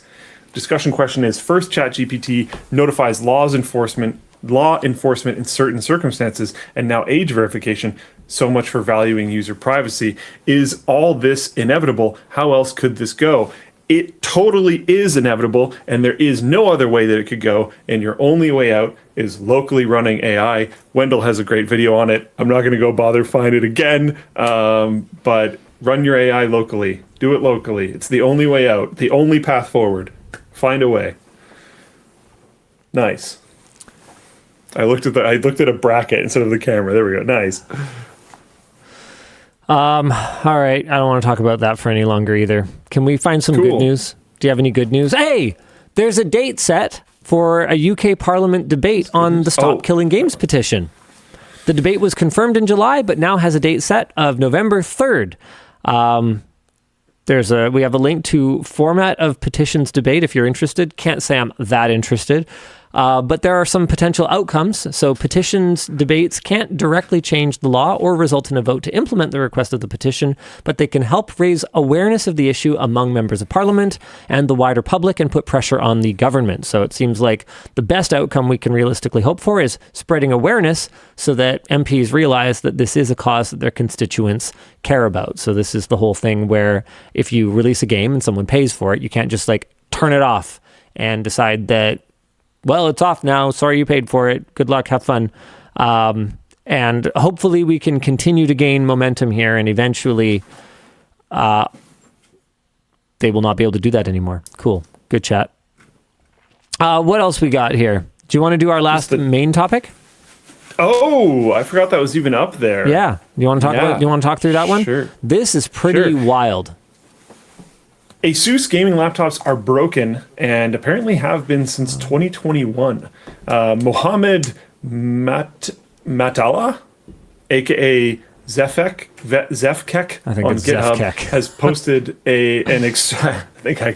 has posted an extensive account of his investigation into stuttering, freezing, and other performance hiccups that have plagued high-end Asus laptops since 2021. For years, users have reported stuttering during basic tasks like YouTube playback, audio crackles, and pops on Discord calls, and the mouse cursor freezing for just long enough to be infuriating. The problems impact millions of Asus Strix, Scar, and Zephyrus laptops, which typically include top-tier Intel CPUs, RTX 30 or 40 series GPUs, and plenty of RAM. Users typically report trying everything to fix their systems, with many even installing Linux, only to find the problems persist, regardless of the operating system. Which is pretty wild. This reminds me a lot of the Lenovo laptop I'm currently running, where the system just the main screen just stops working randomly, and I have to close it and open it again. It's fantastic. Using freely available tools, Zefkek was able to monitor process latencies under Windows on multiple impacted systems, finding enough evidence to implicate high DPC, or deferred procedure call, latency originating with ACPI.sys, but that doesn't mean it's a Windows problem. ACPI.sys isn't a typical driver. It's effectively an interpreter for the ACPI machine language, the code provided by the laptop's firmware. If ACPI.sys is slow, it's because the firmware is passing inefficient or flawed code to execute. Not good. Digging further, Zefkek discovered that the latency spikes aren't random events. They recur reliably every 30 to 60 seconds. While random interruptions might point to thermal throttling, a repeating pattern shows that it's a systemic issue, perhaps a timer or a scheduled event in the system logic. Reviewing raw event data, and it wouldn't be something like Armory Crate, because it still happened when they installed Linux. Okay, interesting. Because my first assumption was like, maybe this is something going on with Armory Crate. Reviewing raw event data uncovered a high priority interrupt handler, GPE-LO2, consistently taking more than 13 milliseconds to execute, which, as far as high priority interrupts go, is an extremely long time. It might as well be forever. And then it repeats itself roughly every 30 seconds. Oh, wow. Event data also revealed that the system repeatedly tries to turn the discrete GPU on and off, even when it's supposed to be permanently active. That's rough. Every time that interrupt is fired, the same sequence occurs. The handler checks battery status, the firmware tries to change the GPU's power state, the system runs normally for 30 to 60 seconds, and then rinse and repeat. Zefkek extracted and decompiled the ACPI. I love that they What a mad lad. This is so awesome. Zefkek extracted and decompiled the ACPI tables provided by the BIOS to the operating system, finding code, he says, violated several fundamental principles of firmware and kernel programming. Oof. There are multiple calls to sleep inside the interrupter handler code. There's a link here of disassembled code, and the comments are from the Zefkek. The sleep function completely halts the execution of the CPU core it is running on, which then can't process other interrupts and won't allow the kernel to schedule other threads or to update system timers. And it gets worse. The entire loop is effectively a poorly designed task scheduler inside the interrupt handler, which can hold a CPU core hostage for seconds at a time, which, when you're trying to use the computer, is going to feel horrible. When the event queue is finally empty, the code generates a new artificial event, guaranteeing that another interrupt will fire shortly, creating the pattern of ACPI spikes observed in the initial investigation and creating a pattern of muddy-feeling computer usage. This is compounded by a number of other issues, including failing to check which GPU is active before sending potentially damaging commands to it, calling time-intensive power and battery polling functions in the middle of already installed interrupt handlers, and implementing a second separate power management system in the firmware that features many of the same problems. It is a long technical report, if this wasn't already, and there's so much more that we just glossed over, so go check it out for yourself. Dan, do you want to throw links in the video description or in the chats on the various platforms? Thank you. And it says that the conclusion makes an excellent TLDR. ASUS has put out a statement on X or Twitter or whatever it's called, stating that they've seen recent reports and are actively investigating, which Dan. So the discussion question is, what the hell, ASUS? 5 years? And then, has chat run into this? How did ASUS handle your support requests? And what do they need to do to make this right? That's tough. I mean, they need to fix it first. Yeah. Regardless of whether the system is still under warranty, they need to, or being actively supported, they need to issue a firmware fix for this. Absolutely. But other than that... I doubt they will do anything else. But, I mean, honestly, oh, man. They need to do at least that. They need firmware updates for all of these laptops that fix the ACPI issues. And that is going to be, I mean, if it's pretty much every high-performance laptop for 5 years, this is going to be a gargantuan task to go in and fix all the various, because I'm sure that they're not running the exact same code on a laptop from 4 years ago as today. So whatever this is, it's probably persisted through multiple changes. So they need to go and they need to fix all different permutations of this. What a mess. It could be pretty similar. I just wonder why I would never have noticed it. Because I have daily driven a, I really like my shoot, I forget what it's called right now, but the convertible one with the XG Mobile connector, Flow Is that a X13. Strix, Scar, or Zephyrus? No, it's a Flow. This said the problems impact millions of Strix, Scar, or Zephyrus laptops. Oh wait, no, it is a Zephyrus then. Zephyrus G13. Is it? Oh no, hold on. What is it? Flow X. I think you might be on a Zephyrus. I think you might actually have one. The ROG Flow X13. I don't think it's a Zephyrus. Just a Flow. I also had a Flow, so I wouldn't have noticed it either. Apparently, the more cores you have, the less likely you are to notice it. And that was an 8-core laptop, so maybe that made a difference. Maybe. Unreal. In other news, China has accused Nvidia of violating antitrust laws and has banned Chinese companies from buying their GPUs.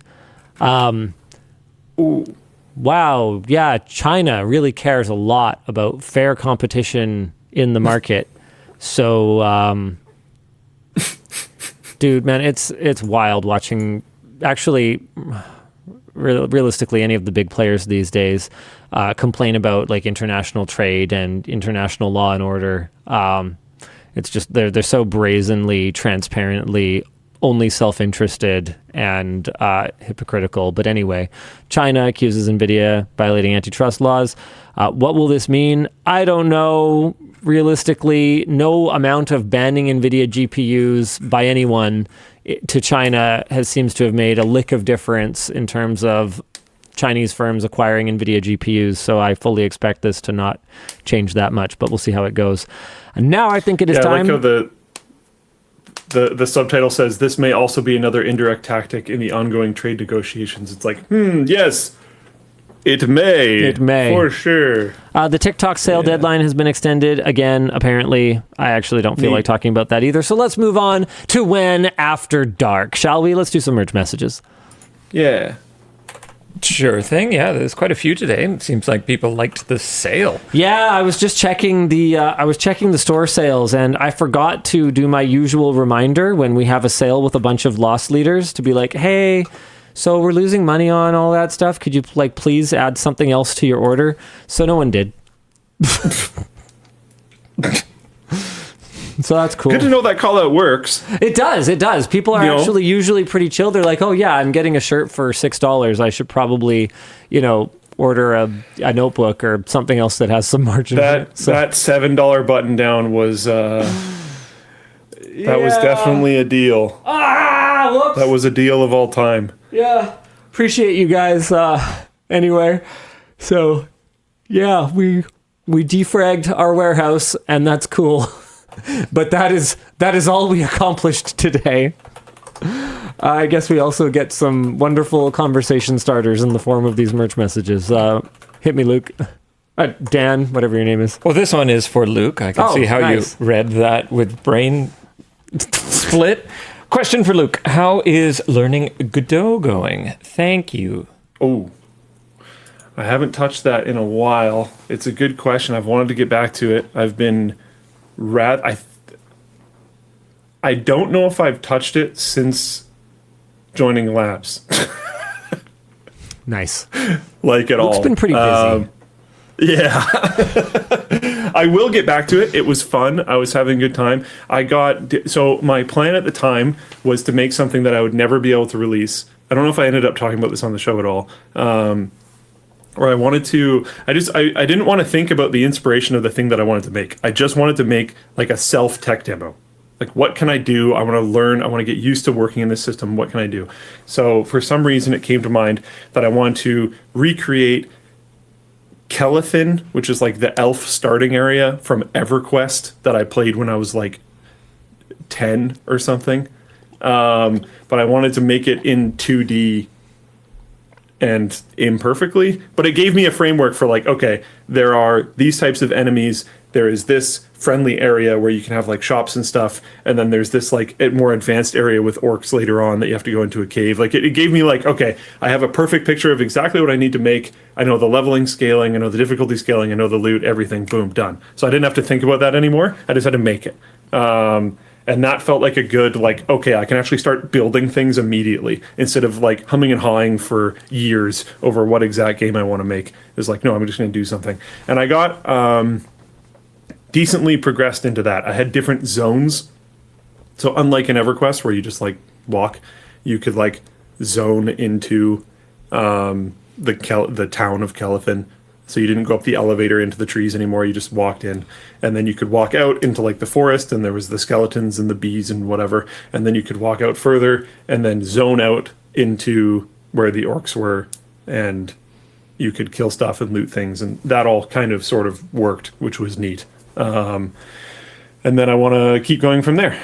So we'll see. But I'm going to need a little bit more free time. So definitely not this month. Because this month has been the busiest ever, and probably when my house is not effectively non-functional. So those two things will need to be resolved, and then we'll get moving again.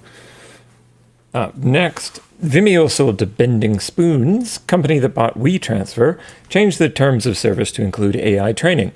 Where can creatives safely host their short films and reels without breaking bank? On Floatplane for price? I hate that this is the answer, but that is such a niche use case that most people aren't even going to think of, much less be willing to pay for, that I don't even know if it'd be worth it for us to develop like a paid video hosting tier. I mean, Luke, am I totally off base here? Am I completely missing this? It sounds like Vimeo. But Vimeo sold to Bending Spoons. Oh. And they changed the TOS to include AI training. That's the whole question.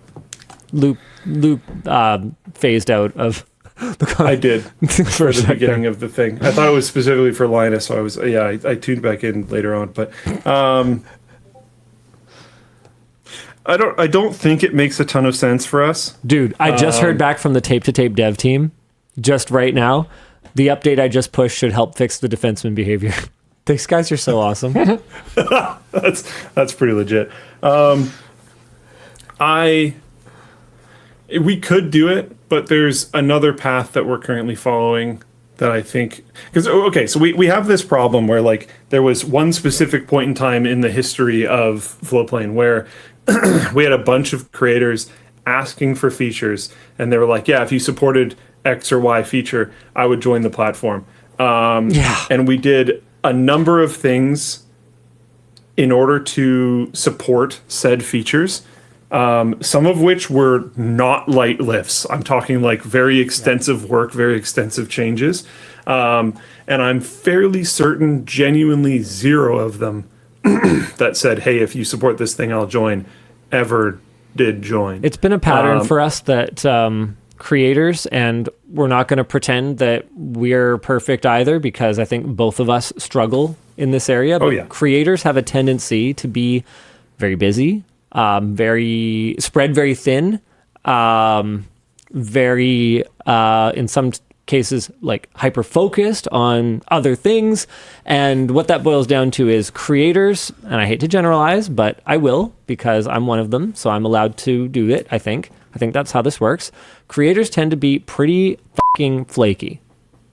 Oh yeah. There, I said it. Yeah, so like one of the ways that we have three different pulls on our development team, right? We have the users, we have the creators, pulls, and then we PULLs, PULLS. Just so you guys are clear, it sounded like POLLS or POLES. Oh no, sorry, yeah. I guess there's kind of like four. There's the users, there's the creators, there's the like business, and then there's the developers. Because we have to make some stuff that is for the developers, right? You have to do work that is tuned towards making our lives not completely horrible. Because if you never do that, then your lives you end are up horrible. in a situation where you not only that, but you end up in a situation where you can't make anything because you just have so much tech debt that so much of your time is wasted maintaining junk, and you just can't. You end up cycling forever without actually producing anything. So you have to do some dev tasks, you have to do some creator tasks, you have to do some user tasks, and you have to do some business tasks. And if you don't do a little bit of everything, someone will get pissed off. And we've kind of shifted the creator tasks mostly, not entirely, but mostly away from prospective creators to doing development for the creators that we have. And then if that results in us gaining new creators, then great. And if it results in the creators that we currently have being happier, then fantastic. And that's it. But our batting average is extremely low for doing things for other creators that then results in them actually joining the platform. The literal only time that has actually ever worked was the open source team with Sauce Plus. Which was the biggest bet that we ever made in that working. So I'm happy that happy that it turned out. Yeah.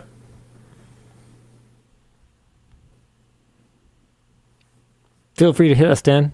Sure. Our IT department just removed user admin privileges and uninstalled almost all software, so we can't 3D print, etc. Question, where is the line between cybersecurity and being able to get work done? Yes, that is a really good question. Dan and Luke, feel free to address this because I was trying to... So this was a WAN show a few weeks ago. This was a WAN show a few weeks ago. I was trying to get a microphone working and I couldn't install the driver, then I couldn't install the software, then I couldn't install some dependency in order to get my stupid Elgato microphone, the one that is right in front of Luke right now.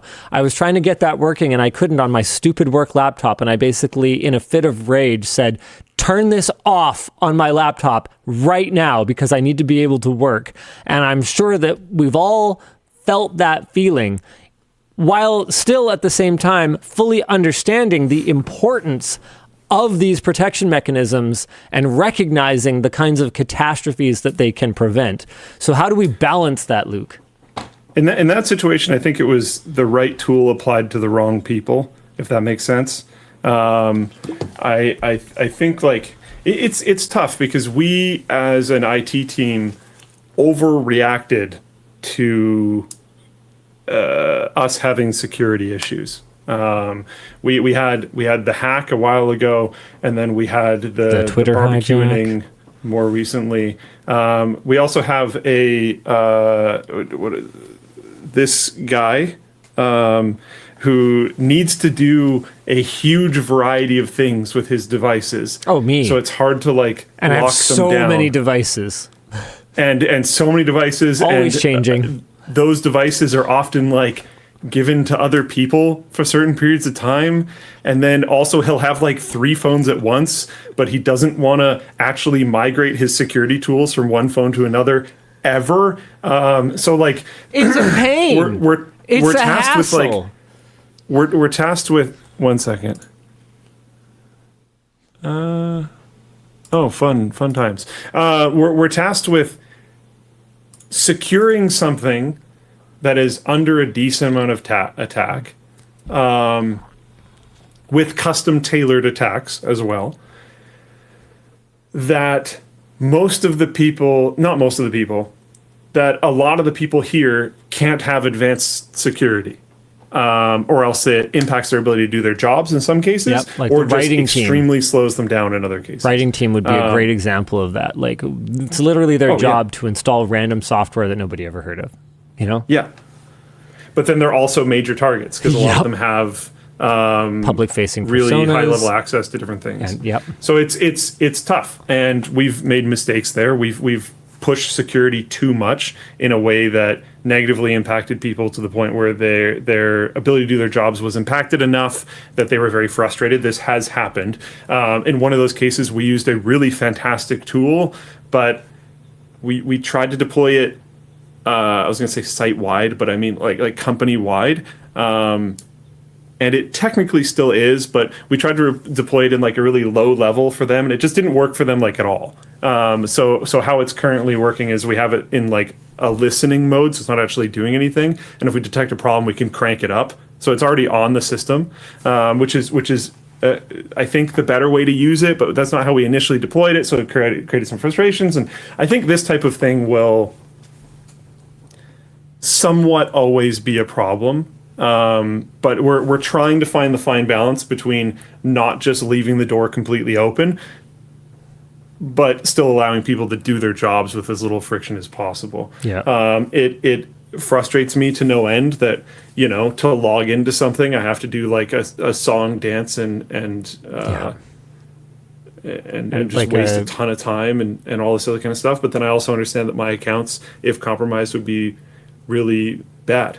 Yeah, Sean in Flowplane chat just said, if there were no users, my job would be simple. Yeah. So it is what it is. Yeah, standing in the unemployment line is a simple job. To be clear, it's not a threat or an attack at Sean. Sean's amazing. We love Sean. I just mean, like, if there were no users, you wouldn't need an IT admin either. Yeah. Yeah. So it's one of those things where it's like you have like a horrible aggressive chicken and a rotten egg. You know, you have to. You can't have an IT department without users. You can't have users without an IT department. They're always kind of at odds with each other a little bit. It's an interesting company to do things at too, right? Because like we'll do something and we'll have 3/4 of the company not even notice. Yep. And like it is intense levels of lockdown, and they don't even notice because we've done a lot of pre-planning to try to catch as many use cases as we can. And then that same thing will apply to another department, and like seconds into it, they're like, I cannot function. Everything is ruined. Turn this off now. So we have to have stuff that's like, you know, custom tailored to all these different departments and stuff. And that's getting easier and easier to do over time. It's, yeah. It's all right. All right. How long do you think before RISC-V architectures disrupt the x86 marketplace for Intel and AMD? At least a few more years. Soon. But soon. Yeah. I mean, x86, yeah, that's going to be a little while. But in terms of like embedded devices, it's happening now. Thanks for the discounts. What do you think would happen to Valve or Steam if Gaben weren't to step down without a succession plan? I fear the changes that would happen if Valve went public. Valve is one of those companies that clearly has a guiding North Star that is not only how to make enough money to buy the Earth and all the heavens and all of the large ships that sail within them. And I share the same concern because Steam is not a monopoly because they do have legitimate competition, but they are absolutely a behemoth in the space. And whatever they do, it's like how I'm always whining about whatever Apple does because they're so powerful in the space that whatever they do is ultimately going to spread everywhere else. And so as long as Valve continues to do things that are good and are largely beneficial for gamers, then the gaming space will be improved by that. But if Valve were to become more restrictive or become more anti-consumer, then I think that would proliferate everywhere. I fear what would change if Valve went public as well.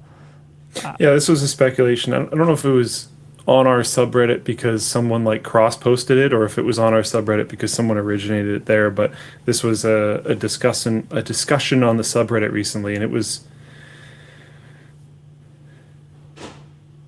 concerning. That was, I think, one of those moments where it's like, you know, nothing is as permanent as it may seem. Because like for pretty much close to the entire history of what I remember of gaming with an internet connection, Steam has existed for me. It's been there for you.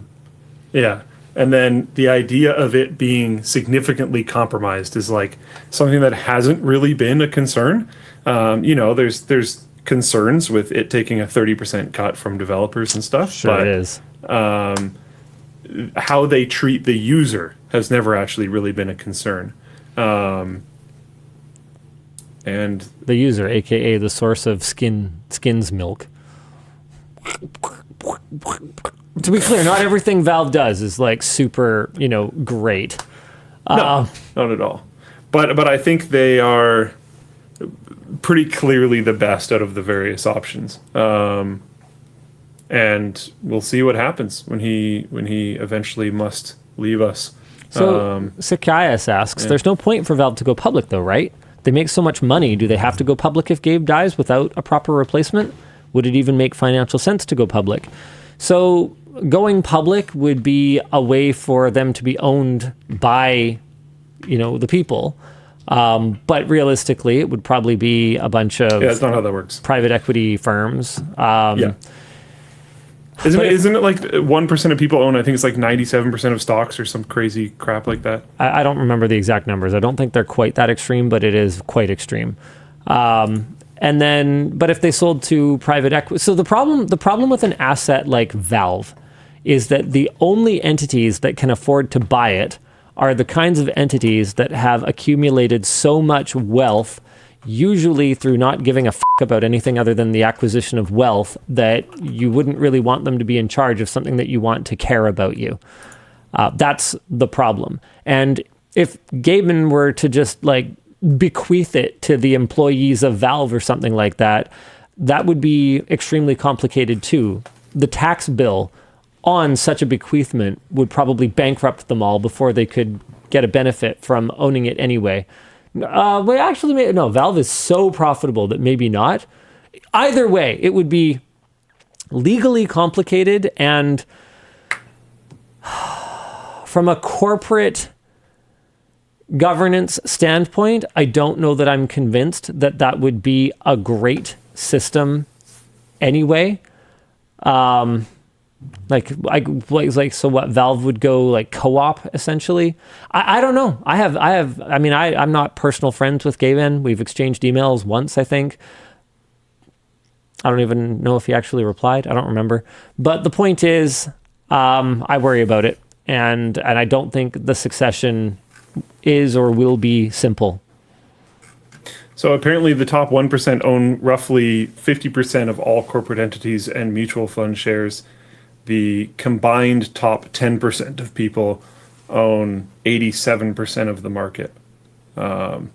So the chance that, it'll be truly owned by the people is, in my opinion, non-existent. Cool. Next, greetings from Europe.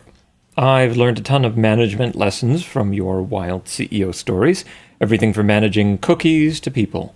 Do you ever miss those challenges and the lessons they brought? No, I don't think so. I think I'm largely glad that I have the experience that I have today, even if in some cases it's makes things less fun. I can't say the kind of stuff that I used to say because I've learned lessons about how people will interpret it. With that said, if anything, I've probably leaned back more YOLO lately now that I'm in my zero fucks given phase. And I don't miss being more buttoned up either. I think it's always evolving, and you always have to be learning. And while you change and evolve, the world is changing and evolving around you as well. Working with the people who are joining the team today is not the same as working with the people who joined the team, 12 years ago anymore.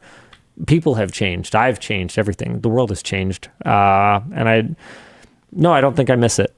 And I'm still learning. Maybe that's part of it too, is if I wasn't still learning every day, then I might miss that time when I was challenged and learned, but challenged and learning. But now if every day is a challenge, every day is I was going to say, you still are. Never stops, which is good, but tiring. Hey, let's say if Linus' friend Jimmy decides to move his Tonight Show to Floatplane, would there be perhaps a need for a network upgrade, more dev time priority, or Luke wouldn't even notice? So Jimmy doesn't Based own on the Tonight YouTube Show. Viewership. Just throwing that out there. Hold on a second. Kimmel, is that? I can never remember what all the various shows are called. Does he even host the Tonight Show? Think about Yahtzee leaving Escapist and moving to Second Wind. They just kind of rebranded it. No, Tonight Show is who actually, I can never remember what all the various shows. So the Late Show is Stephen Colbert. Tonight Show is Jimmy Fallon. I think you've got your Jimmys confused. It's Jimmy Kimmel Live that was pulled off the air. What was the question again? Moves to Floatplane. What happens? Probably not that much, to be honest with you. Live would be really challenging if they actually intend to live stream, but I We mean, need the to work viewership. on our live stuff. Jonathan was here today, which is why nothing went wrong. That's just how the universe works. But yeah. Up next. Love your content and merch. If you had a possibility to reawaken with the hype any dead or discontinued online game, what would it be? Reawaken with the hype. Reawaken with the like it was when it launched, and like everyone's into it, and the community is vibrant or whatever. Something like that. Is that what we're talking about? I think pretty much. Just like bring one back from the dead and people are into it. Because it's an online game, so you can't really like do it without the players, right? Oh, that's a really good question. Man. I don't. My problem is it's not the hype; it's the culture. Yeah, well, I mean, I'm assuming it's both. Like, it's the player base I don't know vibe. that they're hand in hand, because the culture is like how people approach the game. Like, think about how people played Counter-Strike when we were kids compared to how people play Counter-Strike now. It's not a hype thing. You just mean the general culture of like extreme sweatiness in every element Yes. of gaming? Yeah. But if you could bring back the hype, you could bring back a large enough player base that there'd be someone for anyone to play with.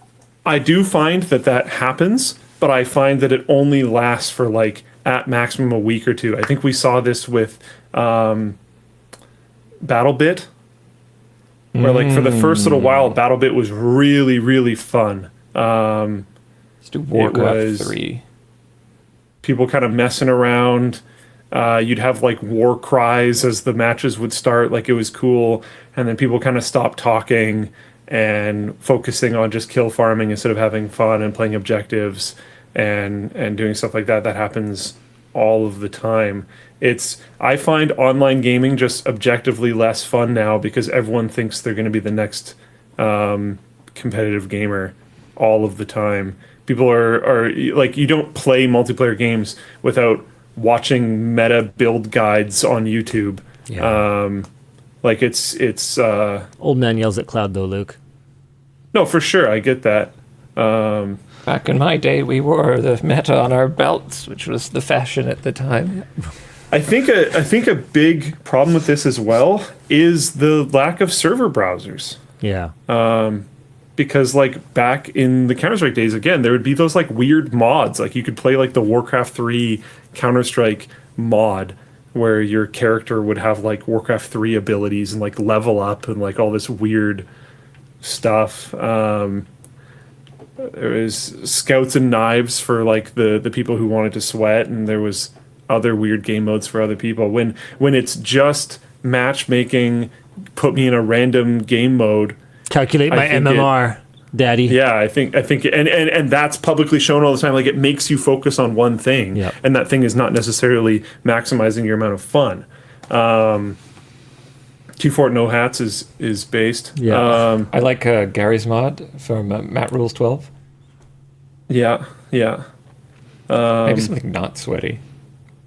My selfish answer for this one would be Supreme Commander Vanilla. I didn't like the changes to Forged Alliance, and Supreme Commander was just goated. It was so good. But I think a more realistic answer for what would give me more long-term enjoyment would probably be Left 4 Dead.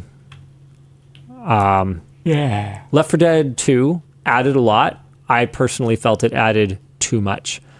Left 4 Dead 1 was tight. It was, there's only 4 campaigns or something, I think, 4 or 6, something like that. And there was only 4 special infected.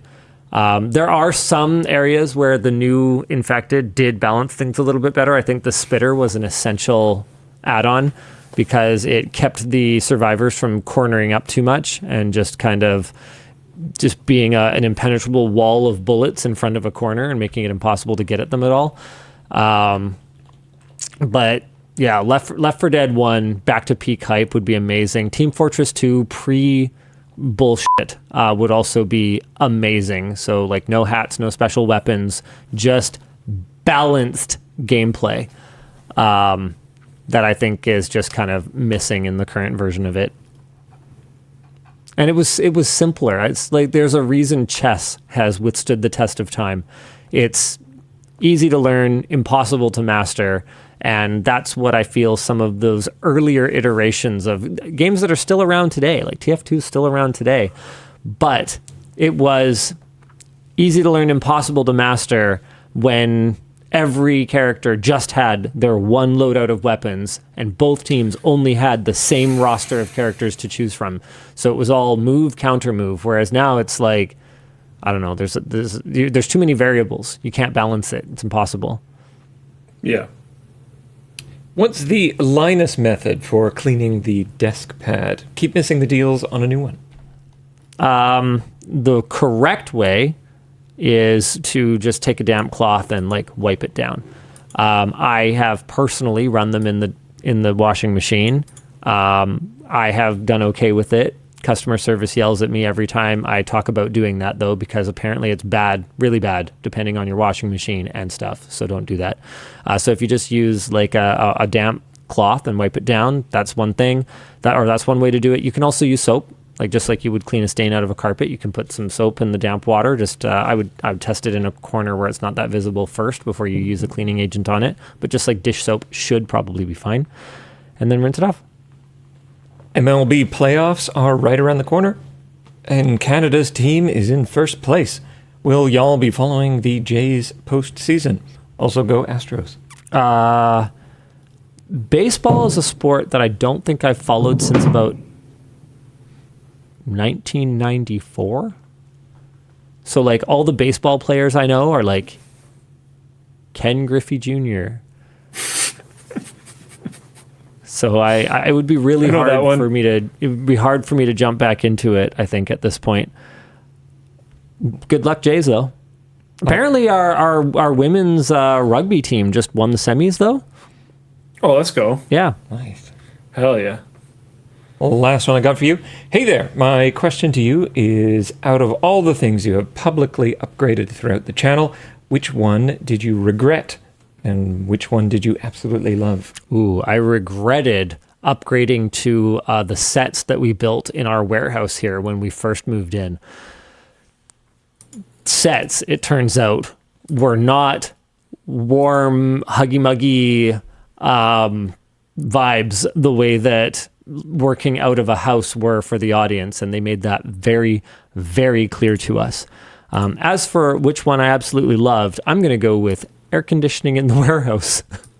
It's a really expensive upgrade, both in terms of the initial deployment and in terms of the ongoing costs to maintenance and power, but boy, does it ever improve the livability of our spaces. I love air conditioning. That's all I got. That's it for today. Well, hey, thank you guys very much for tuning into this randomly early show. We'll see you again next week. Same bad time, same bad channel. All right. Bye.